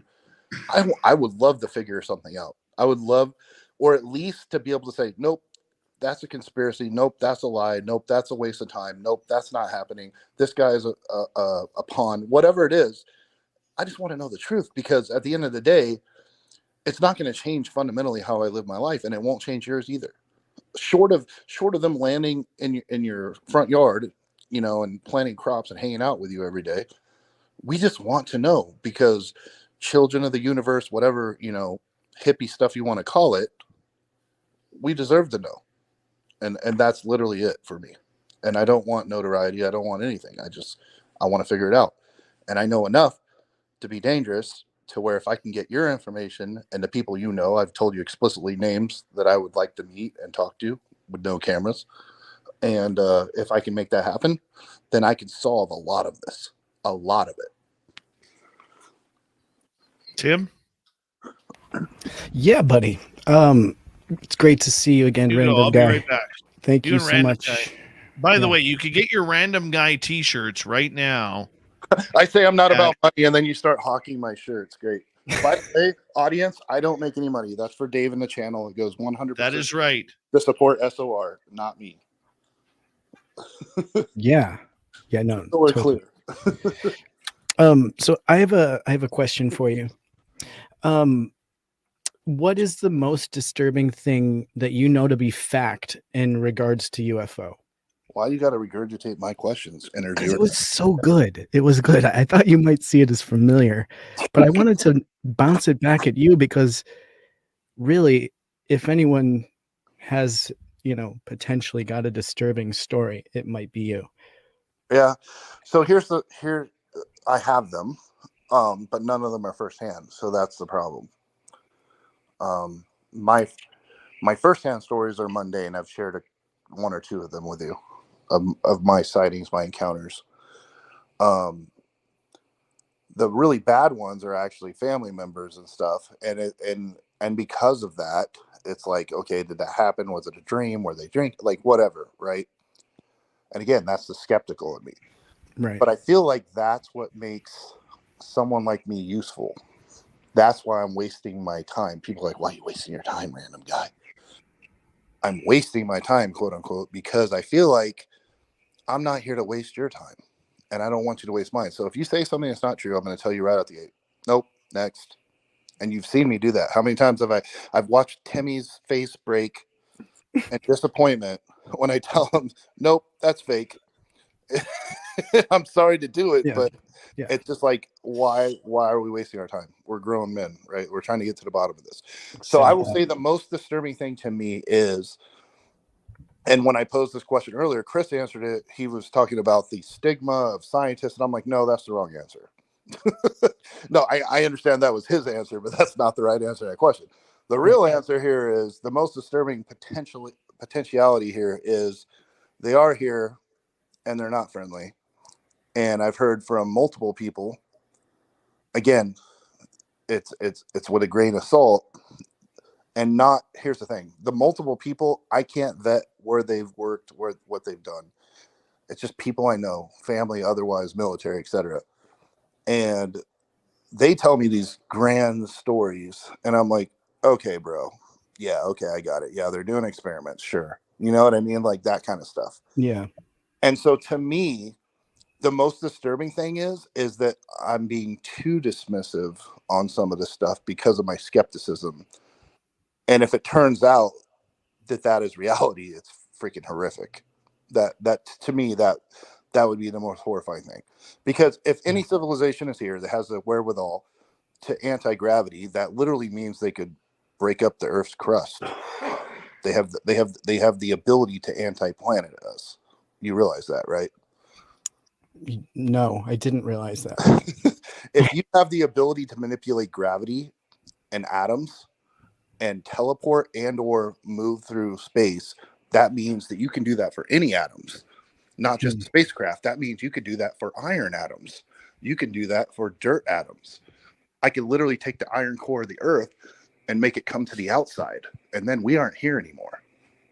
That's the same technology that we're talking about. If you believe that spacecraft can do that, they can do that to our planet. So inherently, if the aliens are here, I believe they are not nefarious, because if they were, they could have ended us already, unless they were farming us or doing whatever, that kind of stuff. So like, I can kind of, like the Fermi's paradox stuff of like, why don't we see anybody, and that kind of thing. It also applies to the technology required to come here if we step back and look at it. Good point. Have you seen or heard perhaps any evidence that you feel is valuable to support the concept of the ancient aliens theory? Can you be more specific? That they were here long before us and have managed to remain clandestine. Right. I think the most likely scenario, if that's true, is, and again, I've read all the books, man. I've watched all the shows. So in my small 40-something years of life, right? Yeah. I can only comment on my small 40 years of life and the 5 billion years the Earth has been here. And by saying that, the most plausible explanation, if we're operating under the hypothesis that they are here and or have been here and or are monitoring, right? If we go with that hypothesis, then the most likely scenario is they're not out in Alpha Centauri or wherever. The most likely scenario is they're doing something on the lines of the Planet X type situation, where there's something in outer orbit that they're able to monitor, and they can close the distance whenever they want, but not be in front of our face. And it's more likely, if that's the case, that we're just a science project that they're monitoring and observing. Awesome. Do you think that we have military, or not necessarily military, maybe private, organizations set up for crash retrievals of any kind? Yes. Okay, but non-Earth crash retrievals. Are we set up for that? Yes, in my opinion. I'm not gonna say anything specific. I will just say, in my opinion, if there was, I have such a problem with the crash thing, guys. I've told you, we've gone through this, and I can give you my logic on it. But for the audience's benefit, I don't think that anything has crashed on Earth, alien-wise. I just don't believe it, including Roswell, etc. I could make full stories, documentaries, streams on it. I will just say this. In my opinion, that has not happened. However, yes, there's contingencies for everything. The United States government is prepared for everything, and I'm not citing anything specific. I'm simply speculating based on my knowledge of other preparedness in other areas that would include an extraterrestrial invasion and or crash landing on both our planet and or the moon. Whoa. That was a lot. Cool. Okay, that threw me off my next question, but my next question actually is kind of along the same lines. And so if let's just say this, so if we had been visited at some point, okay, let's do it this way. Since you don't personally believe that anything has ever crashed here, in the same breath, you do believe that we are being visited. Is that correct? I don't know if it's actively, but it's not that I believe that we are. I believe it's more likely than not likely, but I don't have the evidence I need. That's why I need to talk to your people and put it all together. I see. And the reason for that skepticism is because of my knowledge of some very deep stuff otherwise. Right. And so a lot of this stuff that even the stuff that looks impossible to us publicly or privately, or however we come in contact with our UFO experience, whatever that is, potentially that our own technology could be so far ahead of what we understand that it could appear still to be magic to us. Is that what you're saying? Our own technology? So it's a double-edged sword. Let's slow down a little bit. Sure. I'm sure people in this chat right now, right? You got like 200 people in chat. How many of you have ever been in the military or worked for the IRS or worked for the DMV or worked for any part of the government? Probably some of you, right? Good portion, somewhere. I'd say there's at least 10 or 20 people that have performed a job for the government in some capacity in their life in the chat right now. How inefficient and stupid does the government do everything, right? And this is from people that are in the military. I was in Iraq. I'm talking to a combat vet here. So like, we're very, very good at killing people and breaking stuff. We're very, very bad at creating blanket sentiment for how to handle things that are unknown. And that's just a byproduct of policy. Look at our politicians, and, you know, I could go down that rabbit hole. So digressing, going back to the original point, I don't think, I feel like the technology, the people leading the way here are very pocketed, niche, small numbers of people, brilliant scientists, PhDs, what have you, creating different technology to do things. And some of it is literally still left over from what we took from the Nazis and some other stuff. And we've built on that. And if you think that the atom bomb was the only thing that we stole from the Germans, then you would be mistaken. So I'll just say that about that as far as technology goes. Because is it fair to say that the atom bomb would have been magic or impossible or space-like as a weapon before we knew what it was? Mm-hmm. It would be, right? Yeah. You've harnessed the power of the sun that we can drop out of an aircraft as humans. Now, think if there was another technology along the lines of changing your world, physics, etc. But guess what? Since we didn't have to use it yet, they're not going to tell you about it. And that's what I'm getting at. So yes, there is stuff out there that's, I don't think any of it would, here's the thing. I feel like the government could roll out and say, this is every single thing we have right now. Show you every airplane, every spacecraft, every technology right now, tomorrow. And everybody would be like, cool, we saw that in a movie. You know, Right. no, Right. I'm serious. It's nothing that in my opinion, and I don't know everything, I just know some things as a random guy. In my opinion, there's nothing that would be like, oh my God, we can do that. No, we can just do some cool stuff. Sorry, almost cussed. We can just do some cool stuff. That's it. Right. And it's enough to keep us ahead. And then the game comes into, like we talked about these leakers and these disclosure guys. The game comes down to, Who worked in counterintelligence? Who works in misinformation? Who works in psyops? Pretty much everybody that's currently leaking at one point. But now they're telling the truth, right? Right. Now they're on your side, right? But also not telling you anything useful. So how much on your side are they?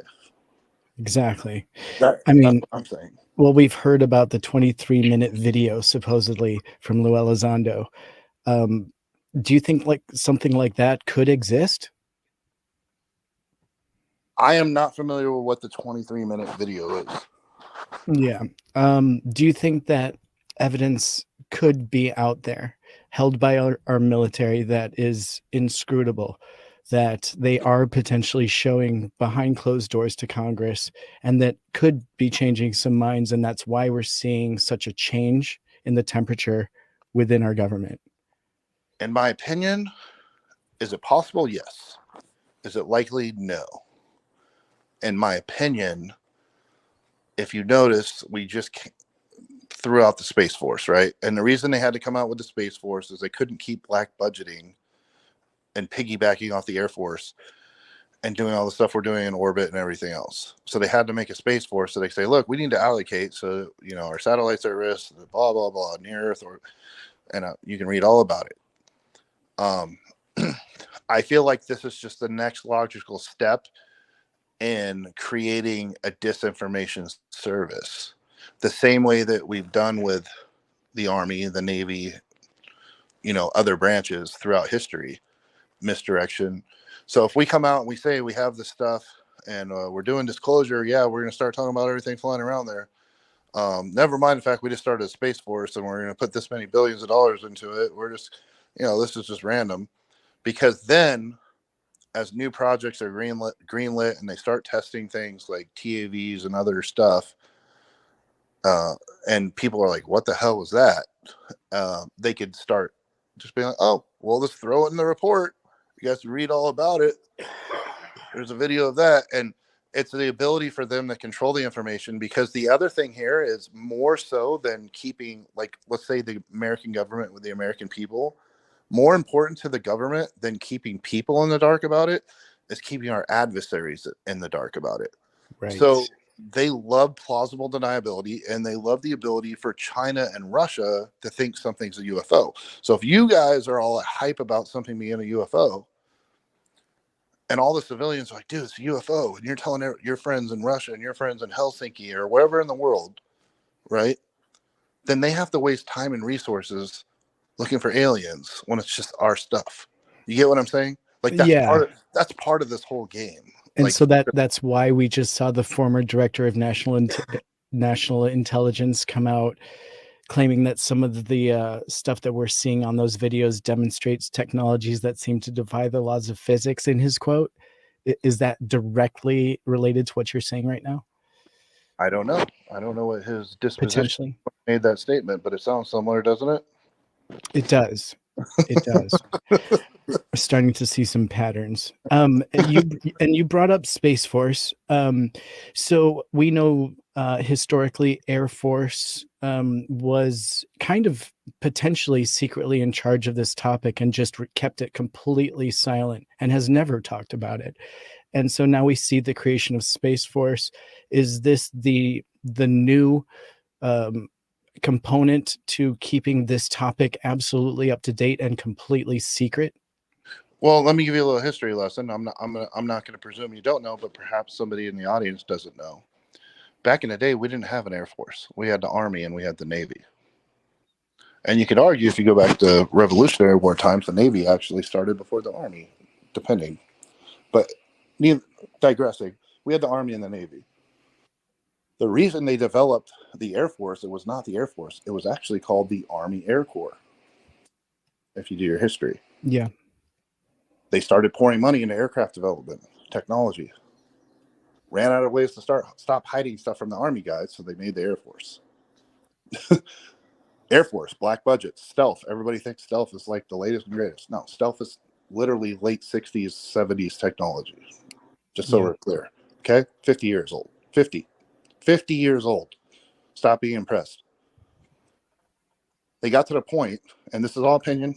This is not policy. This is not direct knowledge. I'm not speaking on programs. I'm just giving an opinion based on Googling stuff, let's say. Yeah. We ran out of room. We ran out of runway, pun intended, with the Air Force, and being able to manage our projects in an astute way, especially when it comes to low orbit and stuff going on out there.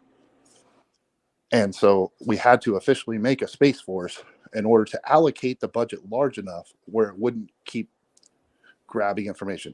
Now, there's still going to be a black budget for both the Air Force and the Space Force, but now they have one for the Space Force too. And all the normal stuff that we were doing and hiding it under Air Force line items is now playing out in the day in the Space Force. Say, hey, don't ask questions. We're doing Space Force stuff. Just give us the money, right? Yeah. And so that's kind of the progression there. So yeah, the Space Force became because the Air Force ran out of runway. Air Force came from the Army Air Corps because they ran out of ways. Everything is a progression of that, and it's the same, mostly doctrine, regardless of who the president is or anything like that. It's just something that has to happen for us to stay the technological leader in the world. This is why the United States, even if we went bankrupt tomorrow, who's going to come collect the check? Nobody. I promise. Right. Do you think that we have anything that we don't know about that goes to and from the moon without it being a big deal? That's a hard one. I will say I would recommend people Google that, and I think you're about to see. Okay, based on something I saw on Google, China is trying to get to the moon to establish a base there before we do, quote unquote, from Google searches. Right, but they're up there. They've been there for quite a while, right? Hey, good luck. No, I mean establishing, having weapon systems, having refuel stations, stuff like that. Oh, interesting. So, and I'm just going to say good luck. Is there anything that we have like making the moon a stop-off point to somewhere else? No, and if you talk to any astronomer, and I took a few astronomy classes, but clearly I'm not that smart. The moon would not make sense logistically to be a stop-off point for anything. It really wouldn't.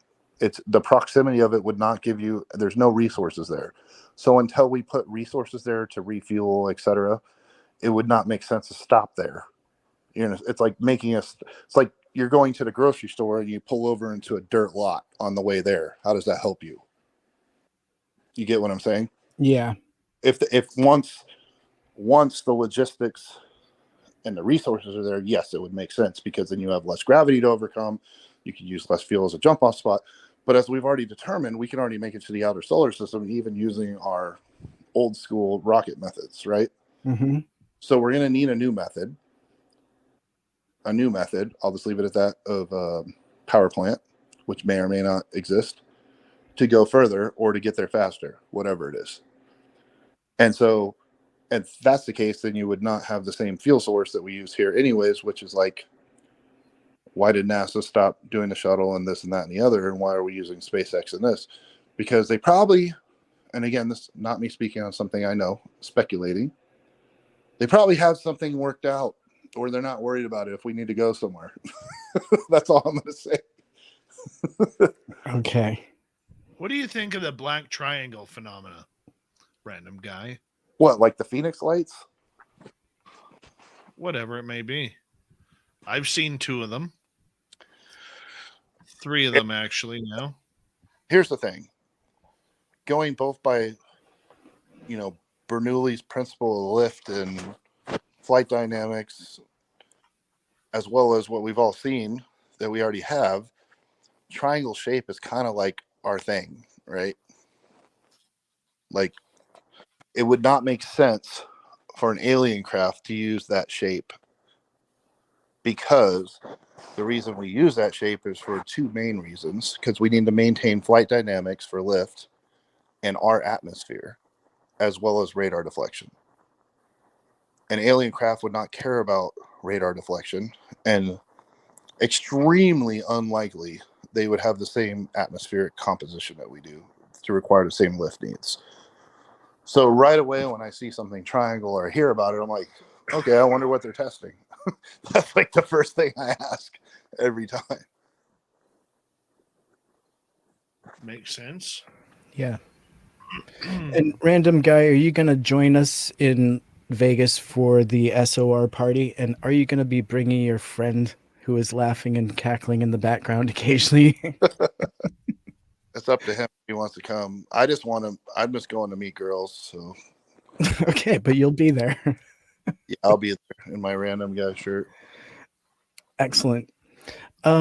So you kind of gave us your UFO experience that you had spotted a massive fireball that kind of came down and hovered between two mountains. And so if you don't believe that ET is necessarily here all the time or even originated from here, what do you think that was that you saw?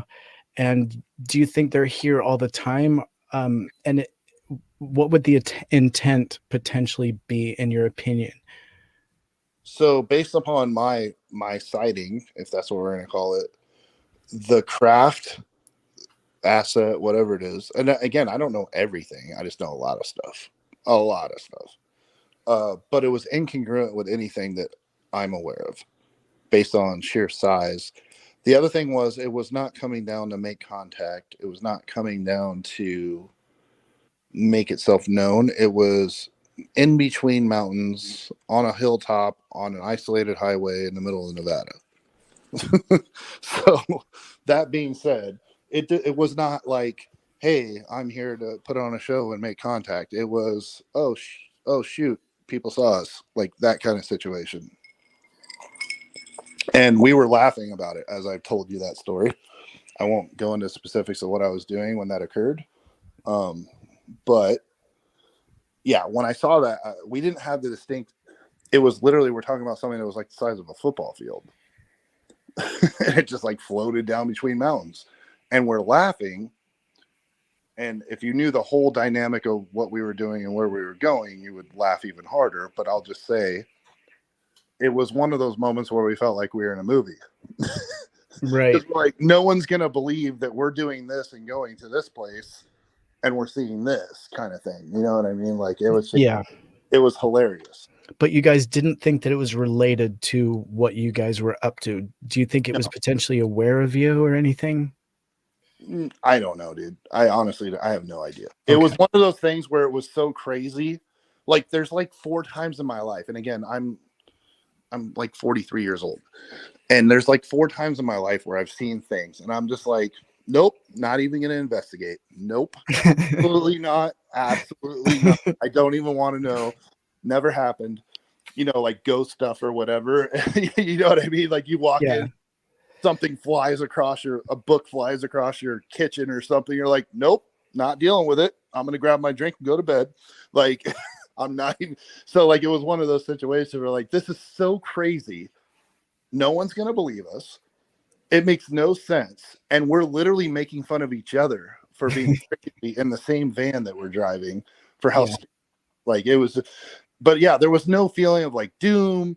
It didn't want to make contact. It had one singular bright light, no strobes, which is, again, as I've said, strobing lights is a big indicator. It's not a UFO.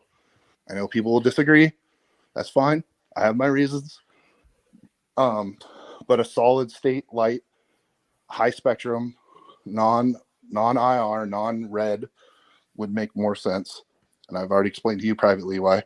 But yeah, I can't explain it. I have absolutely no explanation. It's incongruent with anything I've ever seen in the military, heard about, talked about, or researched. In your experience, I'm wondering if you have ever heard accounts of any credible abductions by ET, and if you would be willing to maybe share some of those accounts. Obviously, they'd be not your own accounts, but if you felt they were credible, maybe share them. And also maybe start out with whether you even feel like abductions from ET are taking place. Did we lose him? I don't think so. We sometimes, yep, we lost him. Look, duplication. It does this every time. I don't know why it does this. Did you manage to hear my question? Yeah, I did hear your question. You can hear me now, though, right? Yes, you're clear. I don't know why it keeps doing that. Like, it's like every half an hour, it just like kicks me. But in any case, no, I have, so it's rough, man. Cause I do have a couple stories, but it's like, it's almost just like your swamp guy, the swamp dweller dude, right? Like, it's like a story I could tell around a campfire if we're all sitting around drinking. Right, but if it's from someone you trust, if you feel like it's a credible source, then it's worth sharing, I guess. Okay, I'll just give you one. Okay. I'll give you one simple one, and I kind of touched on it earlier in our private chats. My grandfather, actually, that might be telling too much. I'll just leave it this way. Okay, I won't say any details about my grandfather. I'll just say my grandfather, before he died, he worked for a government installation, not high up, not, Majestic 12, nothing crazy, but one that dealt with stuff and space. We'll just leave it at that. He absolutely, after he started working for this place, started telling my mother and her sisters and brothers, we need to start stockpiling. We need to prepare. Now, there's a caveat to this. This man used a lot of drugs. Right? This is like the 50s, 60s, and he definitely smoked a bunch of weed, but he was also employed by the government. So I don't know how it was a different time. Yeah. So he would have known, but here's the part that got me. He used to always say, they're here. We know about them. And as I also showed you, my grandfather owned some patents that were pretty technologically advanced. Yeah. So he's not a stupid guy. He was a genius. He created patents for, I don't want to say what, because then people can look it up, but important stuff in technology. Yeah. Because of that, you have to at least kind of listen to him. So his stories, were they drug induced? Were they not? I don't know. But his message was clear from day one: sheer terror. Prepare. You have to have a bunker. One day, I don't know when, one day he used to tell them, and he would tell them all the time. Well, then he got cancer, and he stopped talking about it, stopped working, right? He's dying in a hospital. On his deathbed, the moment he died, and we're talking, he hasn't been at work in a couple of years at this point from cancer, being in a hospice and whatnot. He was in and out of consciousness, in and out of coherentness. Morphine back then was the drug. We didn't have fentanyl and stuff, I don't think. And he calls all the brothers and sisters, there's 5 of them in my mom's family, my aunts and uncles. And he says, you guys need to come here. So they bring him in, and this guy's been in and out of it for months. He's dying. He's not going to make it. And he tells them, he sits up completely straight, and they swear to me, I wasn't there clearly. I was 3 years old when this happened. And he goes, you guys, I have to tell you one more thing before I die. And they all vie by this. He said, all the alien stuff is real. They're not here to be our friends. When they announce it, it'll be too late. Prepare. And he died. That was the man's last words. Whoa. So that's the only, not an abduction story, but somebody that worked in a department that would be knowing these kind of things. So was it drugs? Was it the morphine? Was it the weed? Was it the cancer? I don't know. But he had maintained this for years up until his death. Wow. Yeah. So that's the most crazy personal story I have about it. I don't know of anybody personally that's been taken from their bed or anything. That's as close as I get to the subject. And did he give any definition to what we are supposed to prepare for at all? Supplies, food. You need to hide. If they find you, they will kill you. So an invasion is what he was. Yes, correct. Yeah, implying. He said once they figure out exactly what our capabilities are, they're sending word home and they're bringing reinforcements. And when they know they could take us, they are going to do it. I wonder if any ideas on where home was. I have no idea. Yeah. This is 1984, I think, or 1983 or something like. So. Yeah. How did your family respond to that being the last words? Well, a lot of them ignored it and said he's crazy, he's on drugs. My aunt she went full tilt with it and went into like witchcraft and portal hunting and like the whole 9 yards of, you know, extraterrestrial / paranormal / whatever. She went into all of it, and that was pretty much how she dedicated her lives, like all the way down to tarot cards. The rest of them were kind of like, oh, your grandpa was high and, you know, that kind of stuff. And then my mother, she was like, you know, what's funny?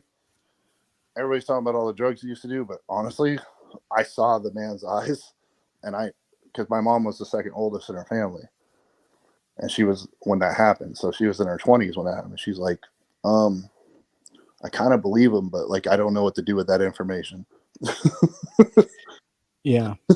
Do you think she's like, if it happens, it's out of our control. What are we going to do? Right. Right. Like, it's like, what do you, okay. If I put enough top ramen in my basement, the aliens aren't going to get me. Like, what's, you know, like, what do we, if they want us, that's it. Like, exactly. Just hope you can negotiate. I don't know. Was the Philadelphia experiment that experiment where they tried to disappear a whole ship? Do you have any thoughts on portals, time travel? Does our government investigate this sort of thing? Have they experimented? Is it successful? Can we do it? I think you already know the answer to that. Oh, come on. Let's just break it down. I think it's hard. I think there's been enough redacted documents dropped that you could put 2 and 2 together on this one. Okay, let's break it down for our audience because it's a really cool topic.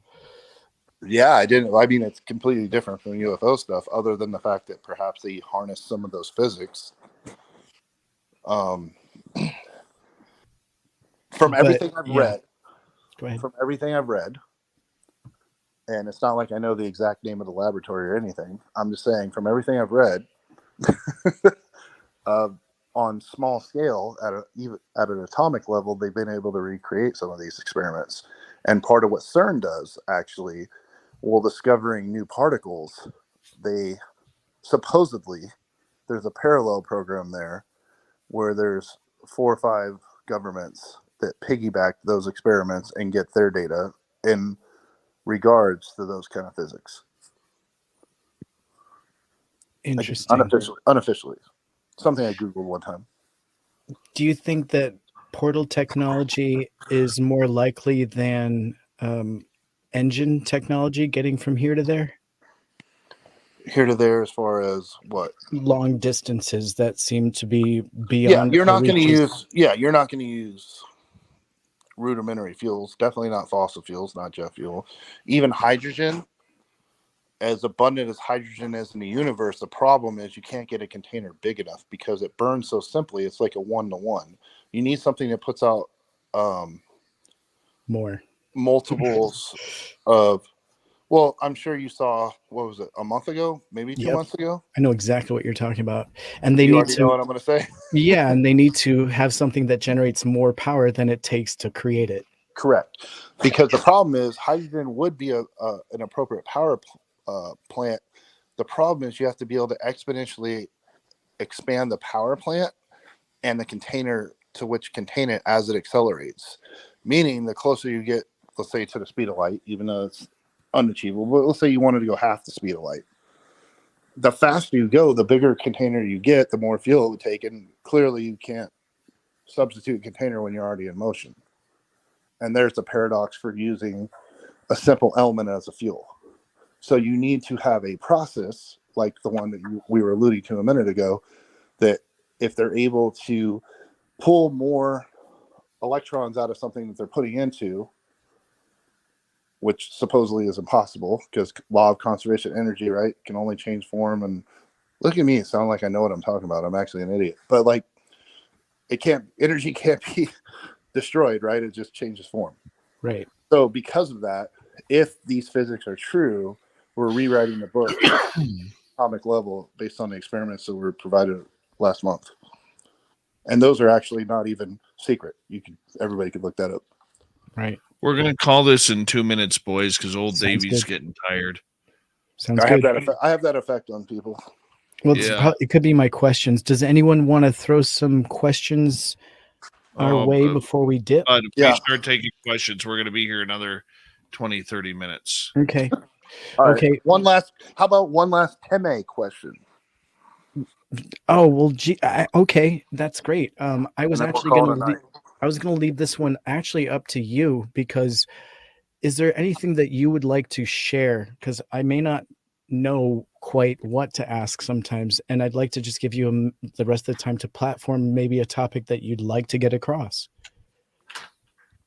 Oh, I don't come in here with an agenda, brother. Okay. I like to answer questions. I'll just say this about that. Anything that's going on in this field, you need multiple components. So you can't just have the guys that are the leakers and the whistleblowers. You can't just have the people that are filming stuff and being abducted. You got to get them all together without the government being involved.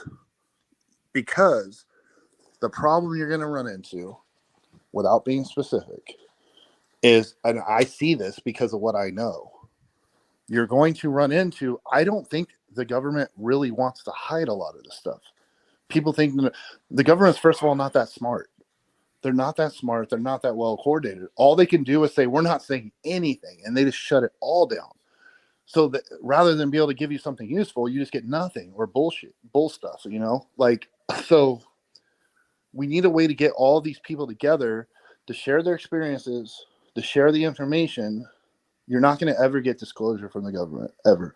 Because the problem is, it doesn't matter what the project is, somehow, some way, if it flies, if it sails, if it dives, if it freaking moves through the sky or the space, we have something that does something similar, and they don't want people to either know or ask questions about it. And so in order to protect their program, even if it's not what, you know, we film a full-on UFO. Everybody saw it in the night sky. It's on every news channel tonight. We film it. The government's still going to be like, oh, we're looking into it. Because they might have a technology that's close. Maybe not exactly. And they know it's not theirs. They might know damn well it's 100% an alien. But they can't tell you because they're like, well, people are going to start asking questions about this other project we got over here that looks kind of the same. Like, right. So like, that's why you can never have a congressional task force, a church, a disclosure. It's all BS, bro. It's all a smokescreen. And I hate to say that because everybody's like, we're so close. In 6 months, JFK Jr. is coming back to life and he's going to tell us about the aliens. And I'm like, oh my God, bro, come on. Like, you get what I'm saying. I do. I would just say my last message for the evening is be smart, be logical, and you need to be able to move between sources that you are not necessarily familiar and or comfortable with. Like, people like to talk in the UFO community. They like to watch shows like this, and that's great. It's a great way to get basic information out and start a conversation. But then just following what Congress is telling you in their reports is a waste of your life. And it always will be. I'm sure of it. That's great. That's great. Thank you so much. Yeah, thanks for coming on. So, Dave, any last minute dedications and love? The question that I have for you is, when you come to the Vegas party in Vegas in May, I'm eating Sour Patch Kids, by the way. Go ahead. Excellent. What is your karaoke song? What is that? What's your go-to? Depends. Do you want women to cry or cats? I want Tim to cry. I do some Milli Vanilli. Blame It on the Rain. Oh, brutal. I Guns N' Roses Don't Cry. I thought you'd be more Spandau Ballet. Oh. Wow. Some Enya. Tim is way more Spandau Ballet. Some Enya. You can't tell what I'm into at all. Nothing, no giveaways here. Oh, you're big time Orinoco flow, my friend. You are big time Orinoco. You guys already know the girl I want to meet. They make that happen. Yes. Don't make it weird, We'll though. She already thinks I'm weird just by listening to this. Oh, we are going to make it weird. That's what we do. Perfect. Actually, that's probably the only place I'll be like the most normal dude in there. Usually I'm the weirdo. I'm the weirdo everywhere I go. I'll be the normal guy. The random dude. Random guy. Random Guy, make sure you get your shirts at our Spaced Out Radio store. Buy the merch. And there should be a new shirt up there too as of today, hopefully, Dave. I haven't put it up yet. I'll put it up tomorrow. Good stuff, guys. I appreciate you having me on. I appreciate the chat. Now that I've been participating with you guys lately, I'm having a great time. I appreciate all the stuff, the candor, the convos. It's a good little group you got going on. Right on. It is kind of cool. What is your chat handle, just so that our fellow Chatians can? I just use my YouTube channel, Tech702. Great. So, and I'm anonymous Rex whenever I'm in the chat. You're not very anonymous, though. I'm not anonymous at all. You're anonymous like a hemorrhoid. Oh, that's true. Right just there. kidding, buddy. Just kidding, buddy. Oh, I've got the head for it too and everything. I kind of look like one, don't I? Yeah, if you guys ever want to watch crappy tech videos, watch my YouTube channel. There you go. That's great. I'm not very good at making content, but I'm good at making jokes. And wearing wigs, apparently. Yes. There's videos where I'm in my underwear. I mean, I'm just saying. There you go, folks. If you want the insider scoop, literally the insider scoop. I need to start an OnlyFans. It's like is there such thing as UFO OnlyFans? It's like, if you want disclosure, it's $9.99 a month. Disclosure. You want to see me go heckle Lou Elizondo for $9.99 a month? These videos are for you. Oh, we had to end it on a chuckle. Thank you so much. I want to say a big thank you to Tim and Random Guy for coming on in. And a big thank you to our super chatters tonight. Louie, Lavira, Deb, Louie again, W. Decker, Thomas, Mennonite Aid, Pam, Tech 702, Louie again, Tech again, Andrew, TK, Vaughn, Tech again, Louie again, and Mr. Catfish. Wait, am I funding this show? What the hell is going on? Yeah, pretty much. Pretty much. Paying my own way. All right. You didn't even know you were on the show. Trust me, we're going to take every dime we can from you. Every dime we can. You and my ex-wife will be best friends. Oh, we try. There's collusion there. We're ganging up. I love you, chat. But we will see you all tomorrow night. Who do we have on tomorrow night? Roderick Martin is back. We're going to talk all things strange and UFO and all that kind of stuff. Roderick is a great show. Great show. Yeah. And you guys will enjoy that. On that note, good night. I'm going to bed. I'm tired. Later, guys.